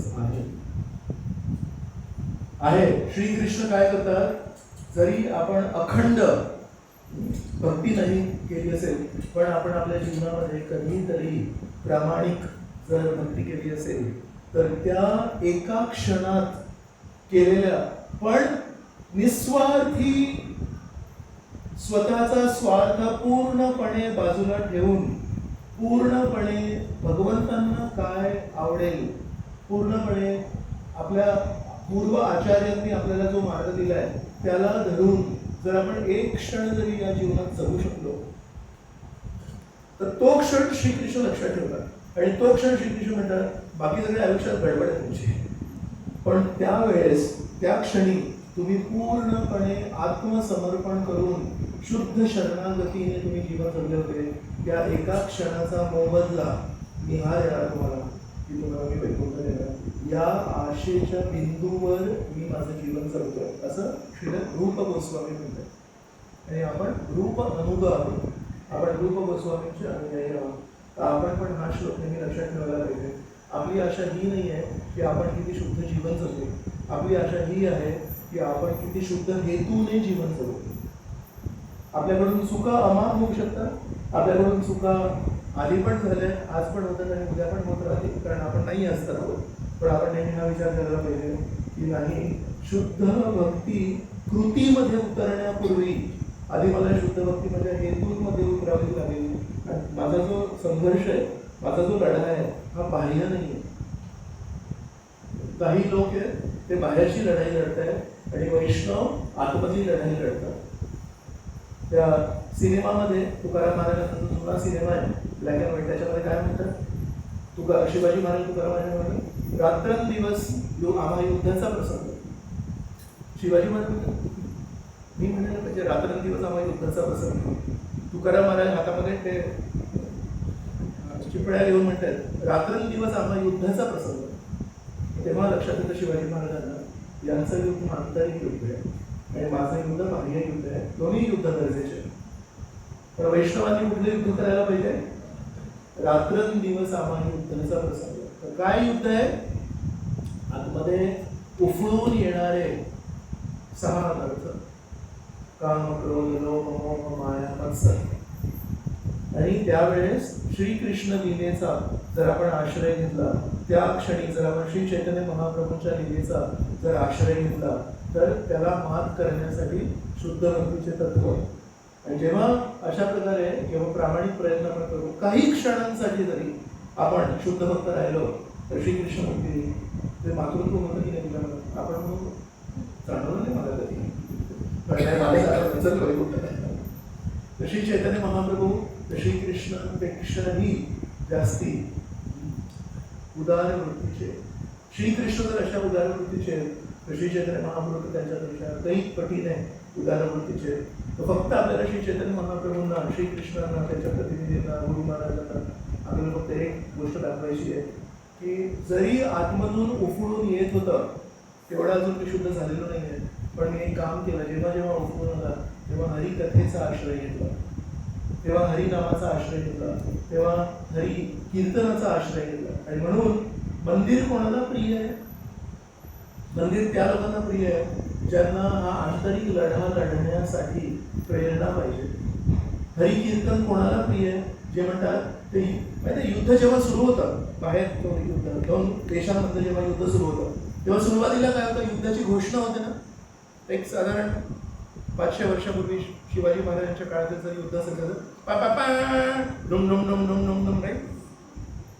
भगवद्गीतेच्या पहिल्या अध्यायामध्ये पणवा गोमुखा, जेव्हा युद्ध सुरू झालं तेव्हा पॉंग शंख वाजले दोन्हीकडे आणि मग गोमुख वाजले आणि मग ते मोठे मोठे ड्रम्स असतात ते वाजले. आत्तापर्यंत ते वाजायचे. आता ऑफकोर्स आता परिस्थिती बदलली आहे. तर तसंच आपण पण जेव्हा हृदयातला युद्धाचा प्रसंग जेव्हा सुरू होतो, विष उफळून येतं आणि आपल्याला माहिती आहे पण हे बरोबर नाही आहे, तेव्हा आपण तिथे पण एक ध्वनीची आपल्याला गरज आहे. तर तो जो ध्वनी येतो डुम डुम डुम डुम डुम डुम डुम डुम डुम डुम, आता युद्ध सुरू होत आहे बरोबर, ते कशाची गरज आहे? ते वातावरण निर्मिती लागते. युद्ध सत्वगुणात होत नाही. युद्ध करण्यासाठी रजोगुण लागतं. तर तो जो आवाज आहे तो बासुरीचा आवाज नसतो कधी. बासुरीचा जो आवाज आहे तो सत्वगुणी, सितार नसतो तिकडे. काय आवाज असतो तो प्रवृत्त करण्यासाठी आवाज असतो. आणि दुसरा काय आवाज असतो, काय घोषणा होत असतात लोकांमध्ये. मराठी सिनेमा बघितले तर आपण सर्वांनी, काय युद्ध सुरू होत आहे आणि दोन्हीकडचे सैन्य आहेत, ते एक हा आवाज सांगितला मी, रजोगुणी आवाज पाहिजे, कसं पुढं उत्तेजित करणारा आवाज पाहिजे. आणि लोक पण काहीतरी बोलतात. काय बोलतात? हर हर महादेव. का? महादेव नाश करतात, प्रलयाचे देवता आहेत. या जगाचा जेव्हा प्रलय होतो तेव्हा महादेव ते कार्य करतात. म्हणून जेव्हा युद्धामध्ये प्रलय करायचा असतो, दुसऱ्यांचा नाश करायचा असतो, महाभारतात पण येतं, पांडव जेव्हा युद्ध करतात हर हर महादेव, तर ते ध्वनी निर्माण करायला लागते त्या आवाजाने आणि स्वतःच्या मुखाने हर हर महादेव असं करून युद्ध होतं. असं युद्ध होत नाही ते. म्हणून युद्धासाठी प्रेरणा लागते, युद्धासाठी आवाज लागतो, युद्धासाठी उत्तेजित करणारा काहीतरी पाहिजे. तर हृदयातल्या युद्धासाठी जर स्वतःला उत्तेजित करायचं असेल, आवाज वाढवायचा असेल, तर म्हणायला लागेल हरे कृष्णा कृष्णा कृष्ण हरे हरे, हरे राम राम हरे हरे. तर जेव्हा आपण असं हरी कीर्तनामध्ये उच्च स्वरामध्ये जेव्हा आपण कीर्तन करतो तर 4 गोष्टी आहेत. उच्चकरी म्हणजे नेहमी आपण जेव्हा कीर्तन करायला पाहिजे तेव्हा उच्च स्वरामध्ये करायला पाहिजे. मनातल्या मनात जे कीर्तन करतात ते कीर्तन विचार करायला पाहिजे. सेकंड, नृत्यकरी म्हणजे पाय आपले वर यायला पाहिजे. ऊर्ध्व बाहुकरी, नेहमी आपण हात वर करून अशी याचना करायला पाहिजे. ज्या प्रकारे द्रौपदीने परमेश्वरला याचना केली, मला मदत करा, मी नाही करू शकत, म्हणजे अनर्थांवर मी नाही मात करू शकत. सो उच्चकरी, नृत्यकरी, ऊर्ध्व बाहुकरी. आणि चौथी गोष्ट आहे, सांगतो तुम्हाला, पण या 4 गोष्टी जर आपण कीर्तन करू तर नेहमी आपण परमेश्वराला आवाहन करायला पाहिजे मनातल्या मनात की हे परमेश्वरा, आता युद्धाचा प्रसंग सुरू होतोय. तर म्हणून मंदिरामध्ये जेव्हा पण आपण येतो तर आपण हरिकथेसाठी यायला पाहिजे. आपण जेव्हा मंदिरात येतो तेव्हा आपण हरी कीर्तनासाठी यायला पाहिजे. जेव्हा हरी कीर्तन चालू असेल त्याच्यामध्ये ऍक्च्युली आपण सहभाग घेतला पाहिजे. हरी कीर्तन कोणासाठी आहे?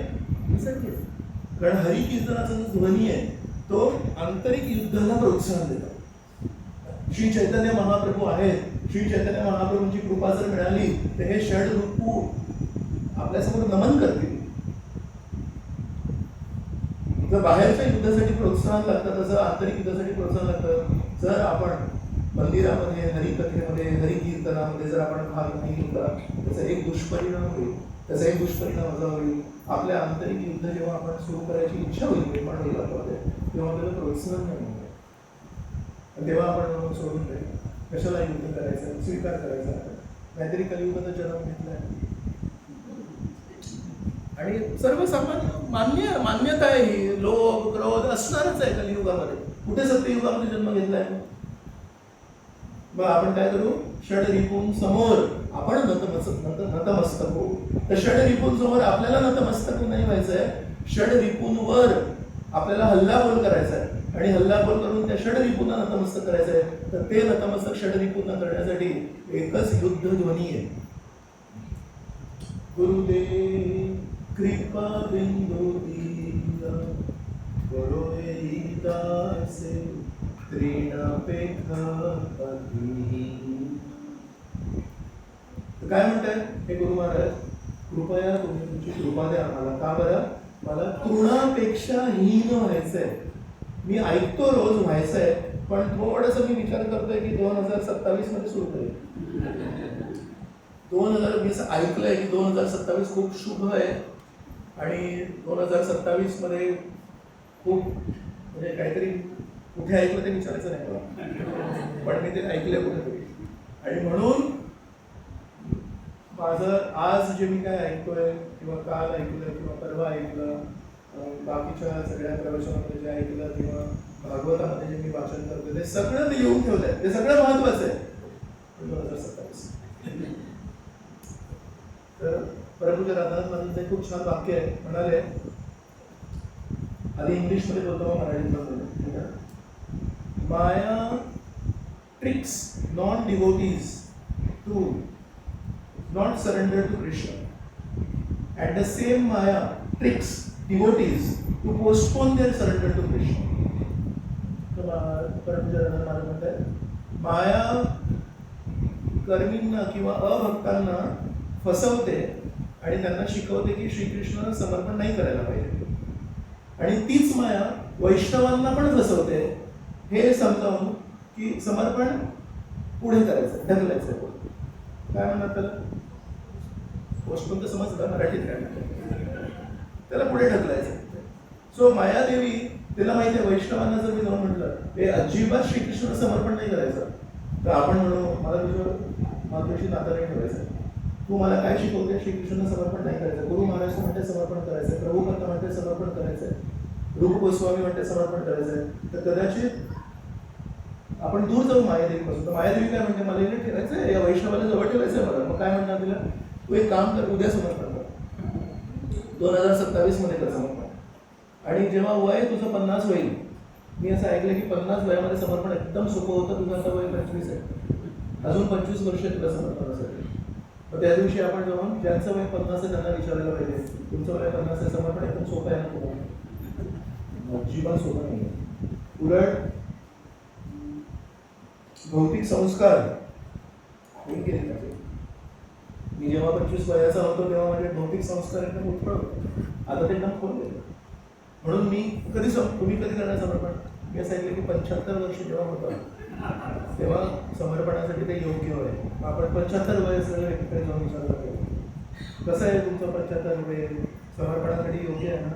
काय सांगू बाबा, चालता पण येत नाही आणि भगवंतांचं दर्शन पण होत आहे आणि प्रसाद पण खाल्लं जात नाही आणि हातामध्ये माळ घेतली तर वजन होतं. आता काय करू समजत नाही.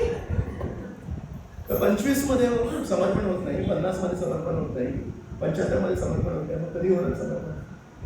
म्हणून प्रल्हाद महाराज आपल्याला एका दुसऱ्या श्लोकामध्ये सांगतात, कौमारम आचरेत प्राज्ञो धर्मान भागवतान इह. म्हणतात कुमार अवस्थेमध्ये जेव्हा आपलं वय 5 वर्ष होईल त्या दिवशी भागवत धर्म आपण स्वीकारायला पाहिजे. कोण आहे इथे त्यांचं वय 5 पेक्षा जास्ती आहे? ठीक आहे, काही लोक प्रामाणिक आहेत, बाकी लोक खोटारडे आहेत. सिंपल आहे. कारण सगळीकडे मी शब्द प्रमाण वापरत नाही, काही ठिकाणी प्रत्यक्ष प्रमाण म्हणून वापरत. म्हणून आपण खूप उशीर केलाय, ऑलरेडी आपण उशीर झाला. पण आशा बिंदू उक्षितम, आशा बिंदू आहे आपल्या मनामध्ये. श्री चैतन्य महाप्रभू आहेत, श्रील प्रभुपाद आहेत, हे आपल्याला मदत करतील.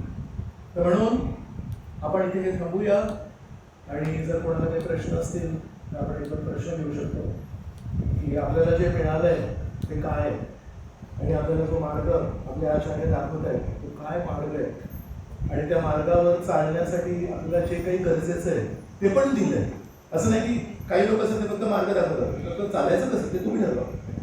मार्ग पण दिलाय, त्या मार्गाच्या शेवटी कोण आपली वाट बघतंय आपल्याला मिठी मारण्यासाठी ते पण सांगितलंय. त्या मार्गावर चालण्यासाठी जी प्रेरणा लागते ती पण दिली आहे, त्या मार्गावर चालण्यासाठी जी ऊर्जा लागते ती पण दिली आहे. सगळं काही दिलंय, फक्त आपल्याला म्हणतात पाऊल तुला घ्यायला लागेल.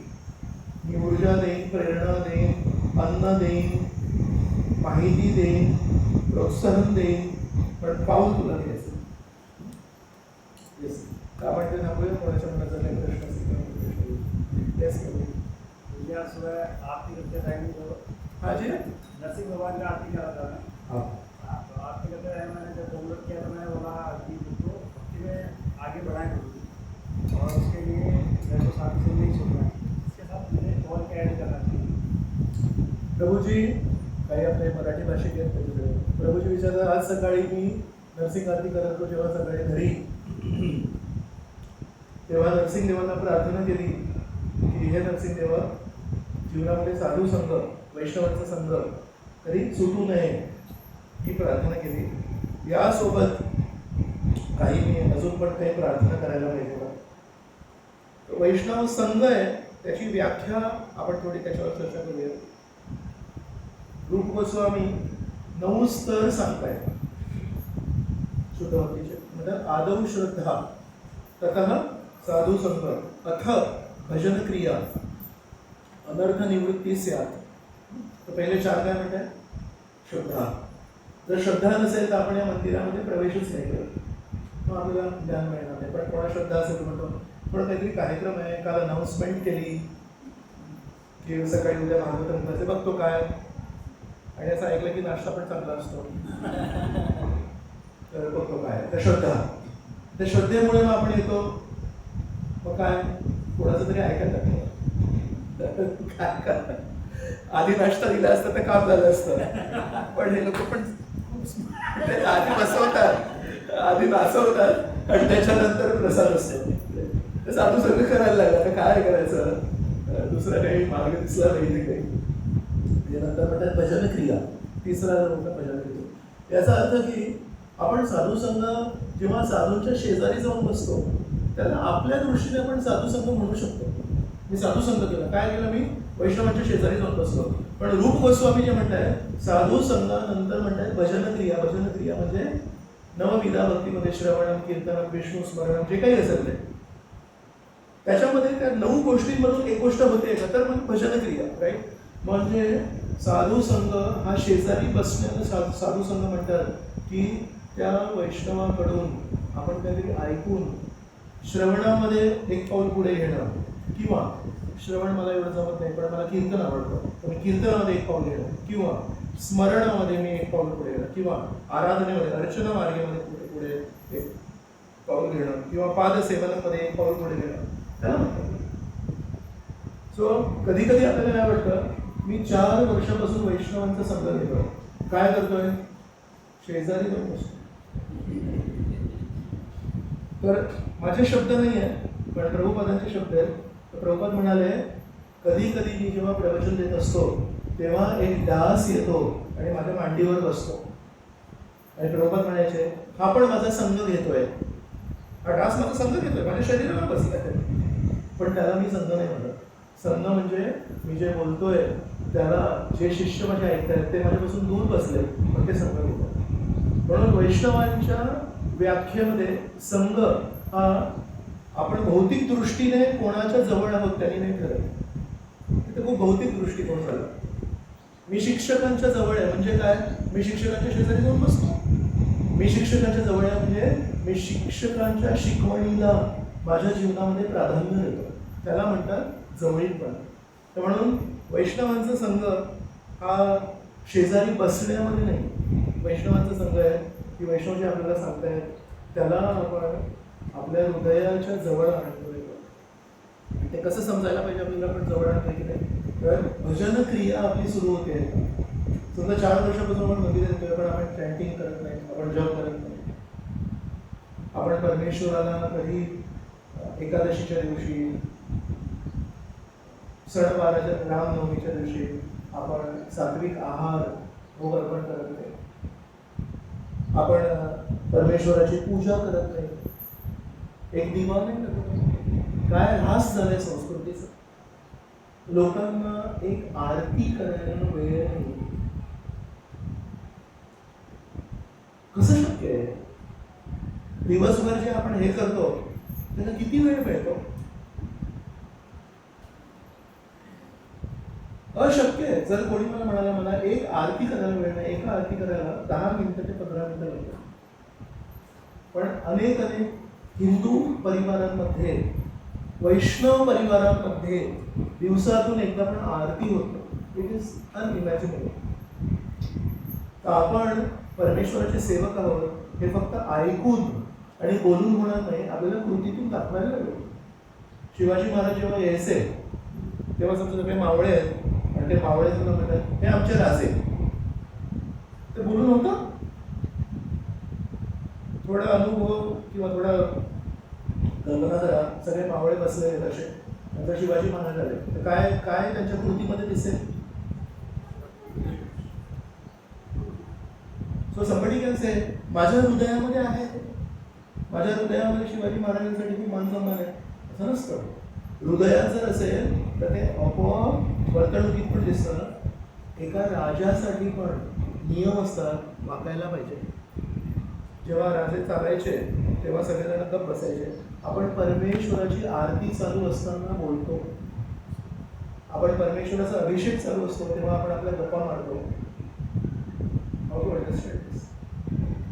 जेव्हा इथे अभिषेक चालू आहे आपण आपले टाइमपास करत असतो, आपण आपलं काहीतरी बोलत असतो. ॲक्च्युली श्रीकृष्णांचा अभिषेक चालू आहे.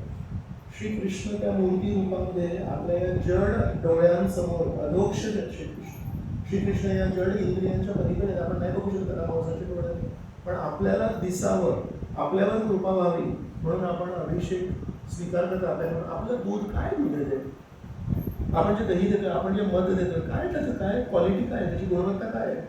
पण ते दूध, ते दही, ते मध श्रीकृष्ण स्वीकारतात. का बरं? तर यांची प्रगती होईल. ती यांची कधीतरी माझं स्नान करा, यशोदा माझे स्नान करायचे, आणि त्या अभिषेकाला अनेक वेळा आपण आणि त्याला स्थानच नाही आपल्या जीवनामध्ये. असं वाटतं की हे त्या 4 पुजाऱ्यांची सेवा आहे आणि जे व्यक्ती अभिषेक स्वीकारतात त्यांची सेवा आहे, आणि ते 3-4 रांगा असतात, त्याचे समोरचे जे भक्त असतात ते त्या अभिषेकामध्ये गुंग असतात, पुजारी गुंग असतात, आणि जे व्यक्ती स्नान स्वीकारतात ते गुंग असतात. पण एक जनसामान्यामध्ये किंवा भक्त सामान्य जे आहे आपल्याला अभिषेकाची काही घेणार नाही आपल्याला.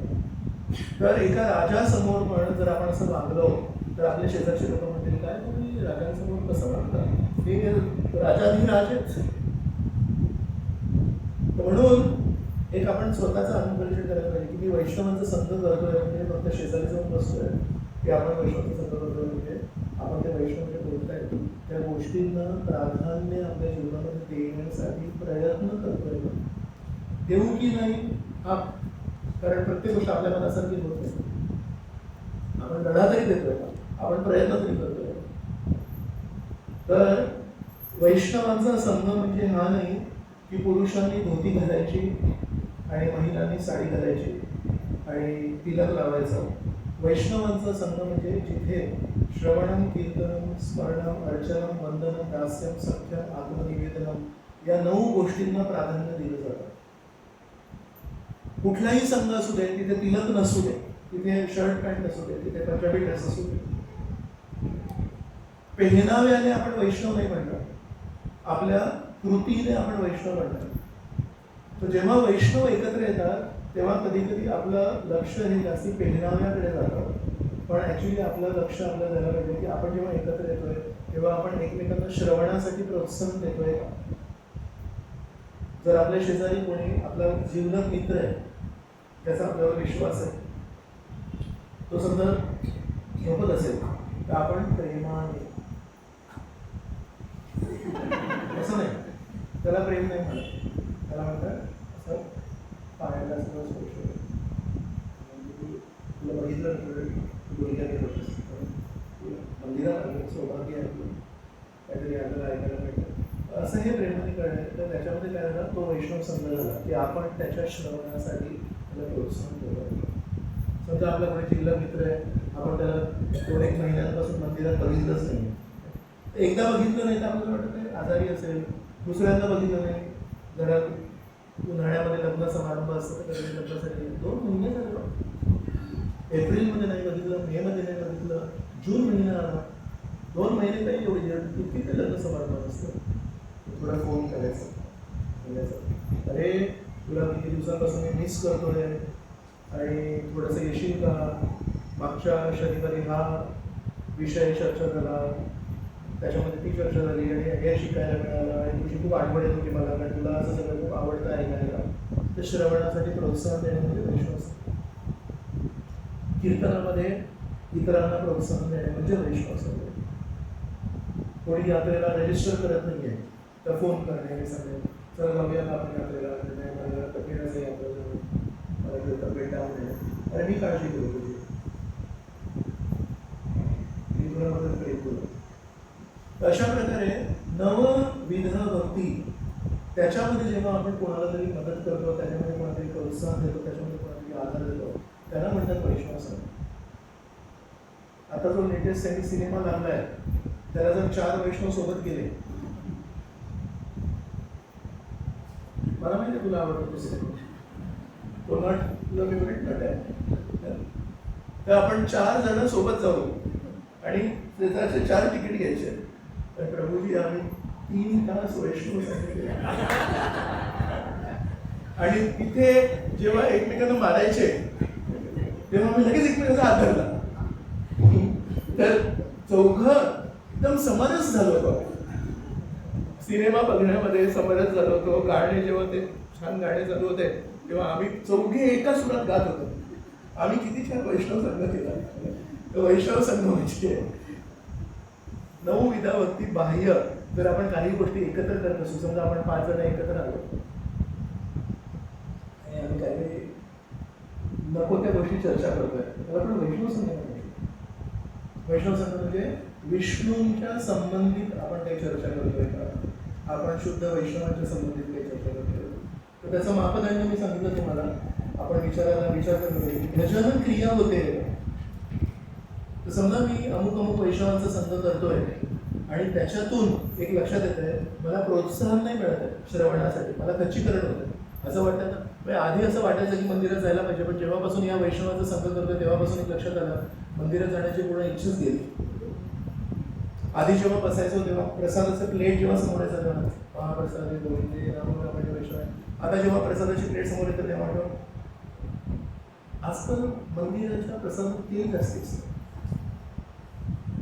का म्हणून. आजकाल टीम बदलली आहे का सध्या, ही किचन टीम बदलली आहे का, मीठ थोडं जास्तच असतं आजकाल आणि तिखटाचं प्रमाण काय नाही आहे. सो जेव्हा एक लक्षात येतं आपण त्या प्रसादाला प्रसाद म्हणून बघायचं सोडून दिलं. आता सुरुवातीला जेव्हा पहिल्या दिवशी आपण मंदिरात आलो, जेव्हा प्रसाद खाल्ला तेव्हा आपण तसं सोनेरी चमकत होतं तो ताट, तो डाळ भात असं खातानाच वाटलं काय आपलं सौभाग्य आहे. जगन्नाथजी पूर्व तटावर राहतात आणि मी पश्चिम भागात राहतो आणि पश्चिम महाराष्ट्रात राहूनही मला पूर्व तटावर जगन्नाथजी त्यांचा महाप्रसाद मिळतो.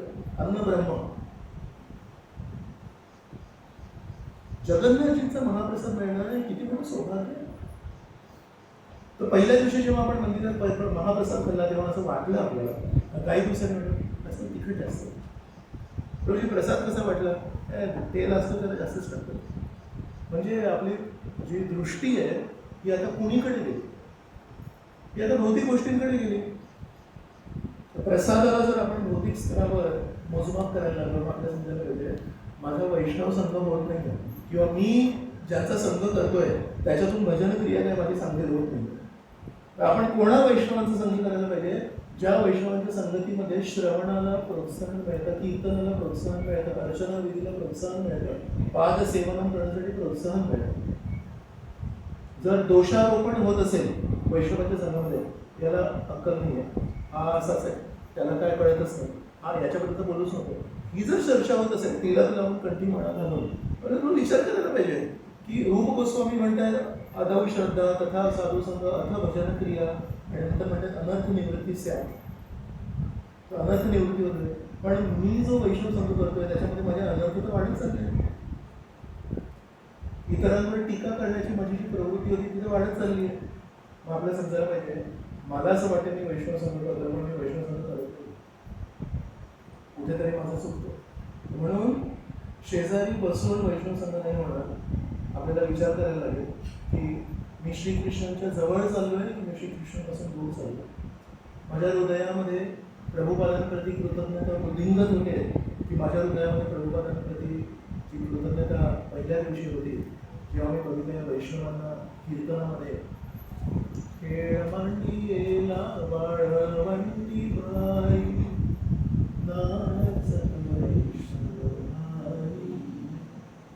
नाचत वैष्णव भाई रे. ते कोणा वैष्णवांबद्दल बोलताय? 500 वर्षापूर्वी बोलतो. 500 वर्षापूर्वी जे वैष्णव होते ते नाचत होते. आपण आपण पण विचार करायला पाहिजे. तुकाराम महाराज म्हणतात नाचत वैष्णव रे. म्हणून प्रभुपादांच्या अनुसार, रूप गोस्वामीच्या अनुसार संघ हा शारीरिक स्तरावर नाही, संघ हा आंतरिक स्तरावर आहे. प्रभुपाद एकदा भक्तिचारू महाराज प्रभुपादांशी बोलत होते. प्रभुपाद, सुरुवातीच्या दिवसांमध्ये जेव्हा तुम्ही न्यूयॉर्कला आले, तेव्हा जेव्हा तुम्ही एकटे होते तेव्हा थोडे कष्ट होत असतील नाही तुम्हाला? तर हे वाक्य पूर्ण करण्यापूर्वी तर ते वाक्य अशा या दिशेने चालतं. प्रभुपाद, तुम्ही जेव्हा न्यूयॉर्कमध्ये आले तेव्हा तुम्ही एकटे होते, तेव्हाच प्रभुपादांना तिथेच थांबवलं म्हणजे मी कधीच एकटा नव्हतो. विचार मला एकटे तर आले होते, मग मी कधीच एकटा नव्हतो कसं काय म्हणतात? माझे गुरु महाराज माझ्यासोबत नेहमी होते. तर गुरु महाराज कसे होते? 1936 या वर्षी भक्ती सिद्धांत सरस्वती 31 डिसेंबरला निघून गेले. प्रभुपाद म्हणतात 1965 मध्ये मी अमेरिकेला गेलो. 1936 आणि 1965 यामध्ये तर भरपूर वर्ष आहेत. प्रभुपाद म्हणतात मी कधीच एकटा नव्हतो, माझे गुरु महाराज माझ्यासोबत नेहमी होते. तर नेहमी विचार करायचे गुरु महाराजांनी काय सांगितलं, गुरु महाराजांची काय अपेक्षा. म्हणून असा करून मला विचार करायला पाहिजे आपण काय करतोय, आपण कोणाला प्रसन्न करतोय, आपल्या जीवनामध्ये आपण कुठल्या गोष्टीला महत्त्व देतोय.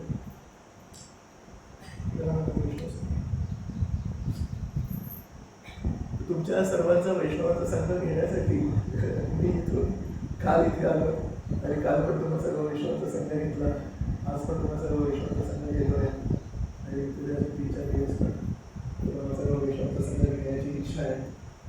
कृपया तुम्ही सर्वांनी मला संघ द्यावा हीच तुमच्या शरीराची नम्र विनंती. अजून काही आहे प्रश्न कोणाला? येस.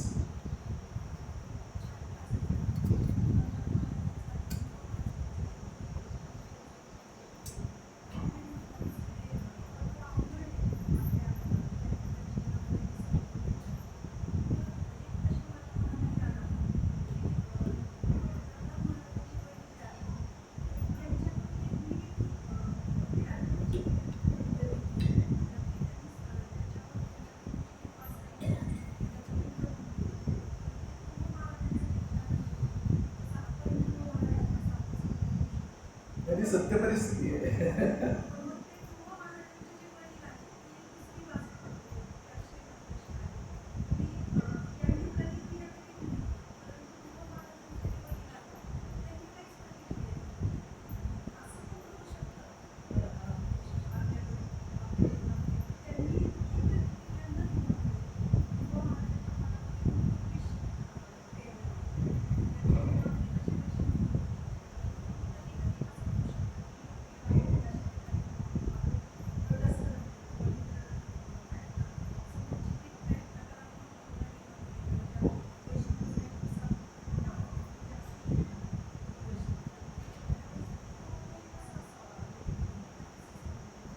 तो 2 गोष्टी मी सांगेन याच्यावर. प्रभुपादांचं एक नरसिंग चतुर्दशीवर लेक्चर आहे, तर ते ऐकत होतो मी. त्याच्यामध्ये प्रभुपाद काय म्हणतात, so we should all be thankful to Shri Hiranyakashipu.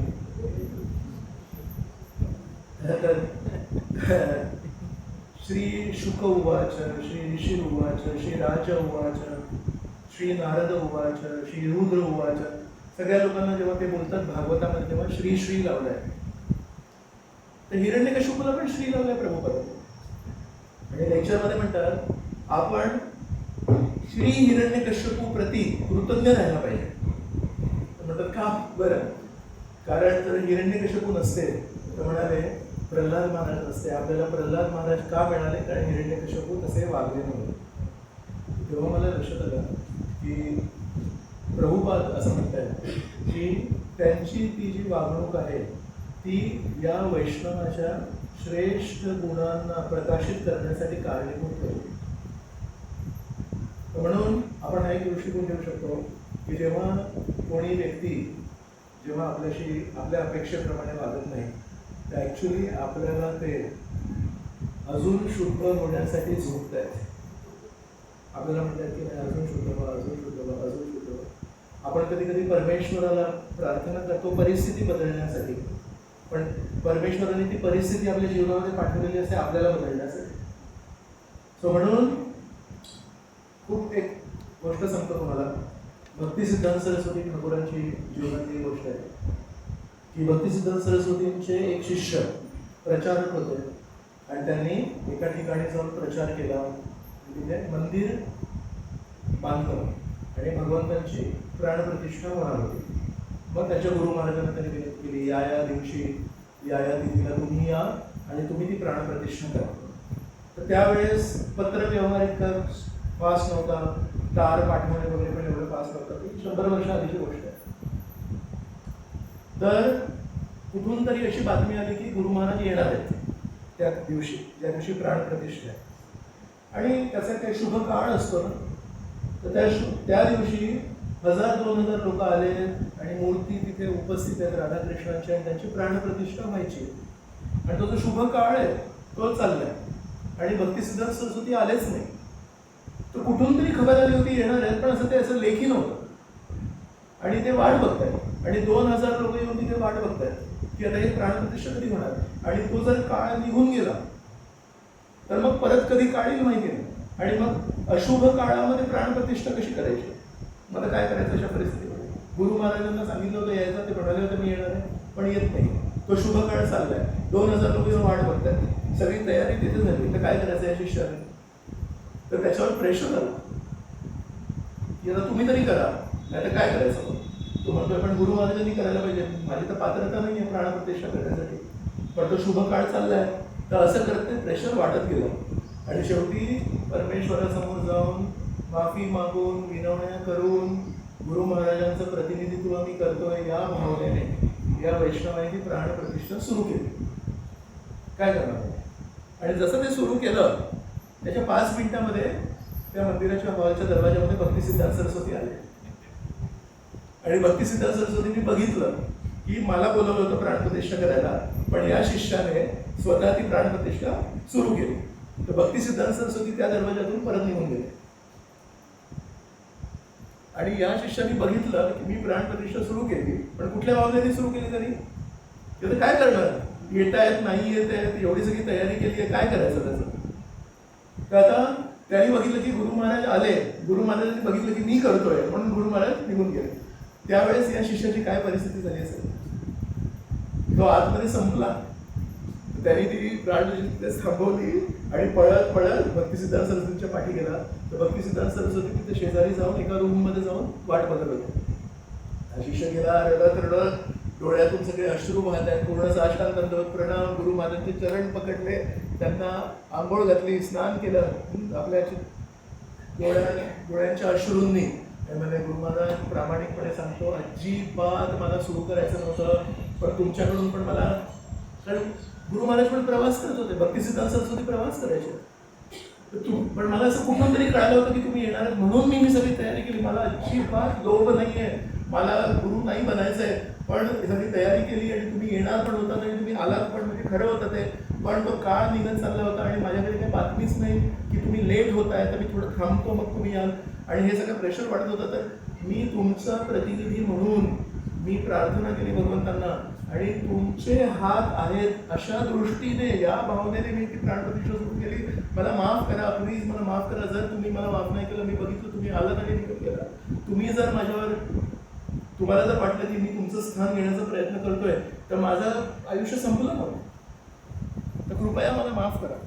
तर तेव्हा भक्ती सिद्धांत सरस्वतीने एक वाक्य बोलले, म्हणाले तू घाबरू नकोस, तू एक वैष्णव आहेस आणि म्हणून तुझ्याकडून काही चूक नाही होऊ शकत. तर भक्ती सिद्धांत सरस्वती म्हणाले कारण तू एक वैष्णव आहेस म्हणून तुझ्याकडून काही चूक नाही होऊ शकत. काय म्हणाले माहिती ते, त्याने मला आश्वासन दिलं माझ्या मनात काही असं नाही आहे, पण मला तुला तो दबाव नव्हता टाकायचा. मला असं वाटलं की मी आलो बघितलं आणि तू न बघता मी निघून जाईल, म्हणजे कमीत कमी तू आनंदाने ते प्राणप्रतिष्ठा तरी करशील. मला अजिबात मनात असा विचार नाही आला की तुला माझं स्थान घ्यायचं आहे. माझ्या मनात अजिबात असा विचार नाही आला की तुला तुझा मोठेपणा दाखवायचा आहे की तू प्रचार केलास म्हणून. मला तुझ्यावर पूर्ण विश्वास आहे की तू माझा प्रामाणिक शिष्य आहेस आणि तू माझं प्रतिनिधित्व करूनच तू प्राणप्रतिष्ठा करत होता. तू काहीही चिंता करत होता. आता प्रश्न आहे की भक्तिसिद्धांत सरस्वतींचे हे वाक्य बघे, तू एक वैष्णव आहेस म्हणून तू चुकला नाहीस. हे खरं आहे काय? आपण कधी चूक केली आहे का काही? ऍक्च्युली असं विचारलं पाहिजे की आपण कधी चांगलं काही केलं होतं. आपण हजार चुकाच करतोय, पण गुरूंचं ते स्थान असतं. गुरु आपल्यावर विश्वास ठेवतात. दीक्षेच्या वेळेस आपल्याला विचारत पण नाही की खरंच केलेस 3 वर्षांपासून तू खरंच इतक्या काळापासून सगळे नियम पालन करतोयस का? आपण म्हणालो मी इतक्या वर्षांपासून नियम पालन करतोय, तुम्हाला दीक्षा देत आहे का? त्याच्यामध्ये किती विश्वास आहे, त्याच्यामध्ये किती खोल आपल्या चारित्र्यावर विश्वास ठेवतात. तर म्हणून श्रेष्ठ वैष्णव नेहमी अशी दृष्टी ठेवतात की नाही तुमच्याकडून काही चूक नाही होत. तो त्यांचा मोठेपणा आहे. पण आपण तरी त्या शब्दांना शब्दशः नाही घ्यायला पाहिजे की नाही. ते तर म्हणतात की मी कधी चूक नाहीच केली, म्हणजे मी कुठे चूक केली. आपण नेहमी म्हणायला पाहिजे त्यांचं तो एक थोर स्थान आहे, त्यांचं ते श्रेष्ठ दृष्टी आहे की ते नेहमी माझ्या भावनेला बघत आहे, पण माझ्याकडून जे चुकवतं त्याला कधी महत्त्व नाही देत आहे. पण मला माहिती आहे मी किती चुका करतोय, तर मी नेहमी चुका करतोय.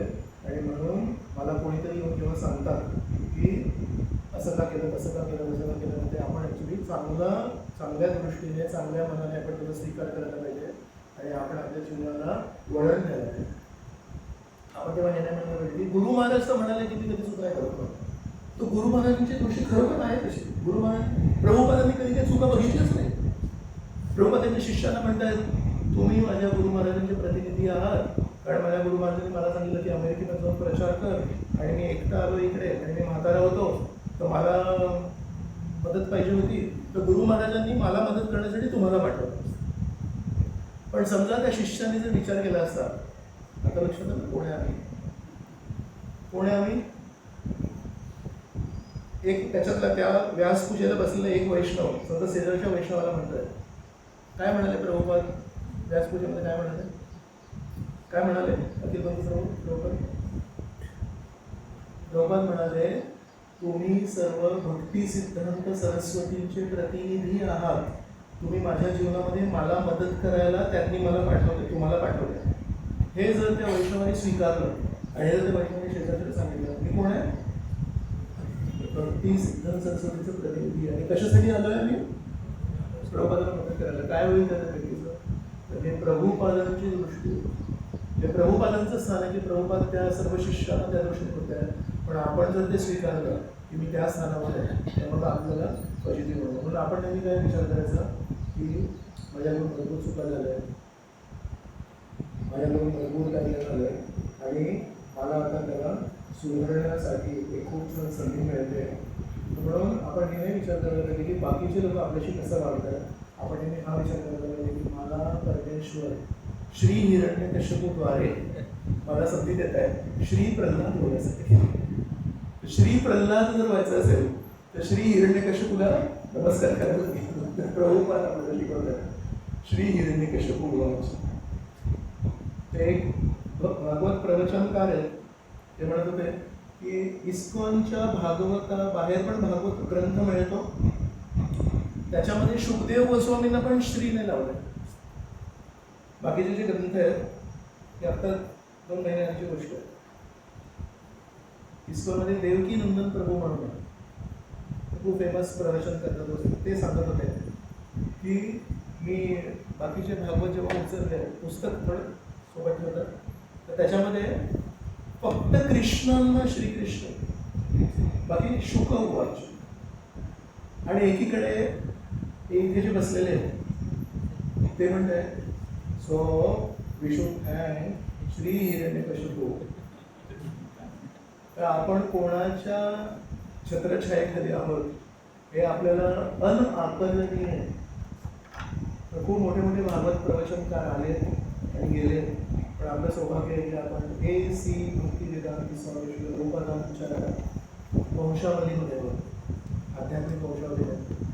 आपल्याला माहिती नाही आपल्याला काय मिळतं त्याच्याकडे. म्हणून नेहमी प्रभुपादाच्या जीवनात आपण बघतो त्यांना पण कुठे काही मदत झाली, त्यांच्या पत्नीकडून त्यांना कधी सहकार्य नाही मिळालं, त्यांच्या गुरुबंधूंकडून त्यांना कधी सहकार्य मिळालं, पण एका शब्दाने कधी काही केलं. म्हणून आपला जो मार्ग आहे तो AC भक्तिवेदांत स्वामी प्रभुपादांच्या मार्गावर आहे. आपण जर कुठल्या दुसऱ्या संस्थेत असतो तर मग दुसरे तत्व असते, पण आपले त्यांच्या आपण कृष्ण कृपामूर्ती AC भक्तिवेदांत स्वामी श्री गुरु. म्हणून आपलं खूप मोठं सौभाग्य आहे की आपला जो मार्ग आहे तो हा आहे. जे काही होत असेल पण कारण आपण प्रामाणिक इच्छेने, आपण प्रामाणिक हेतूने जर ते करत असू आणि त्या मार्गावर जरी अडथळे येत असेल, पण आंतरिक जर प्रामाणिकपणा असेल तर श्रीकृष्ण आपल्याला दाद देतील, श्री चैतन्य महाप्रभू आपल्याला मदत करतील, आपले गुरु आपल्याला क्षणोक्षणी याच्याद्वारे त्याच्याद्वारे माहीत आहे. बरोबर आपण जेव्हा खचलेल्या परिस्थितीत असतो तेव्हा कोणी ना कोणी आपल्याला काहीतरी 2 शब्द बोलणार, 2 वाक्य बोलणार, आपण बरोबर नेची लावणार तेव्हा बरोबर तेच ऐकू येणार.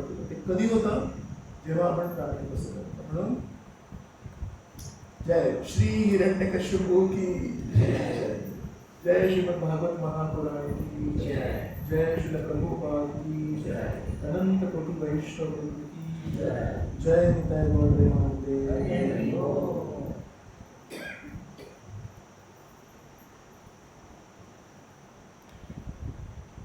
कोणी उठत नाहीये.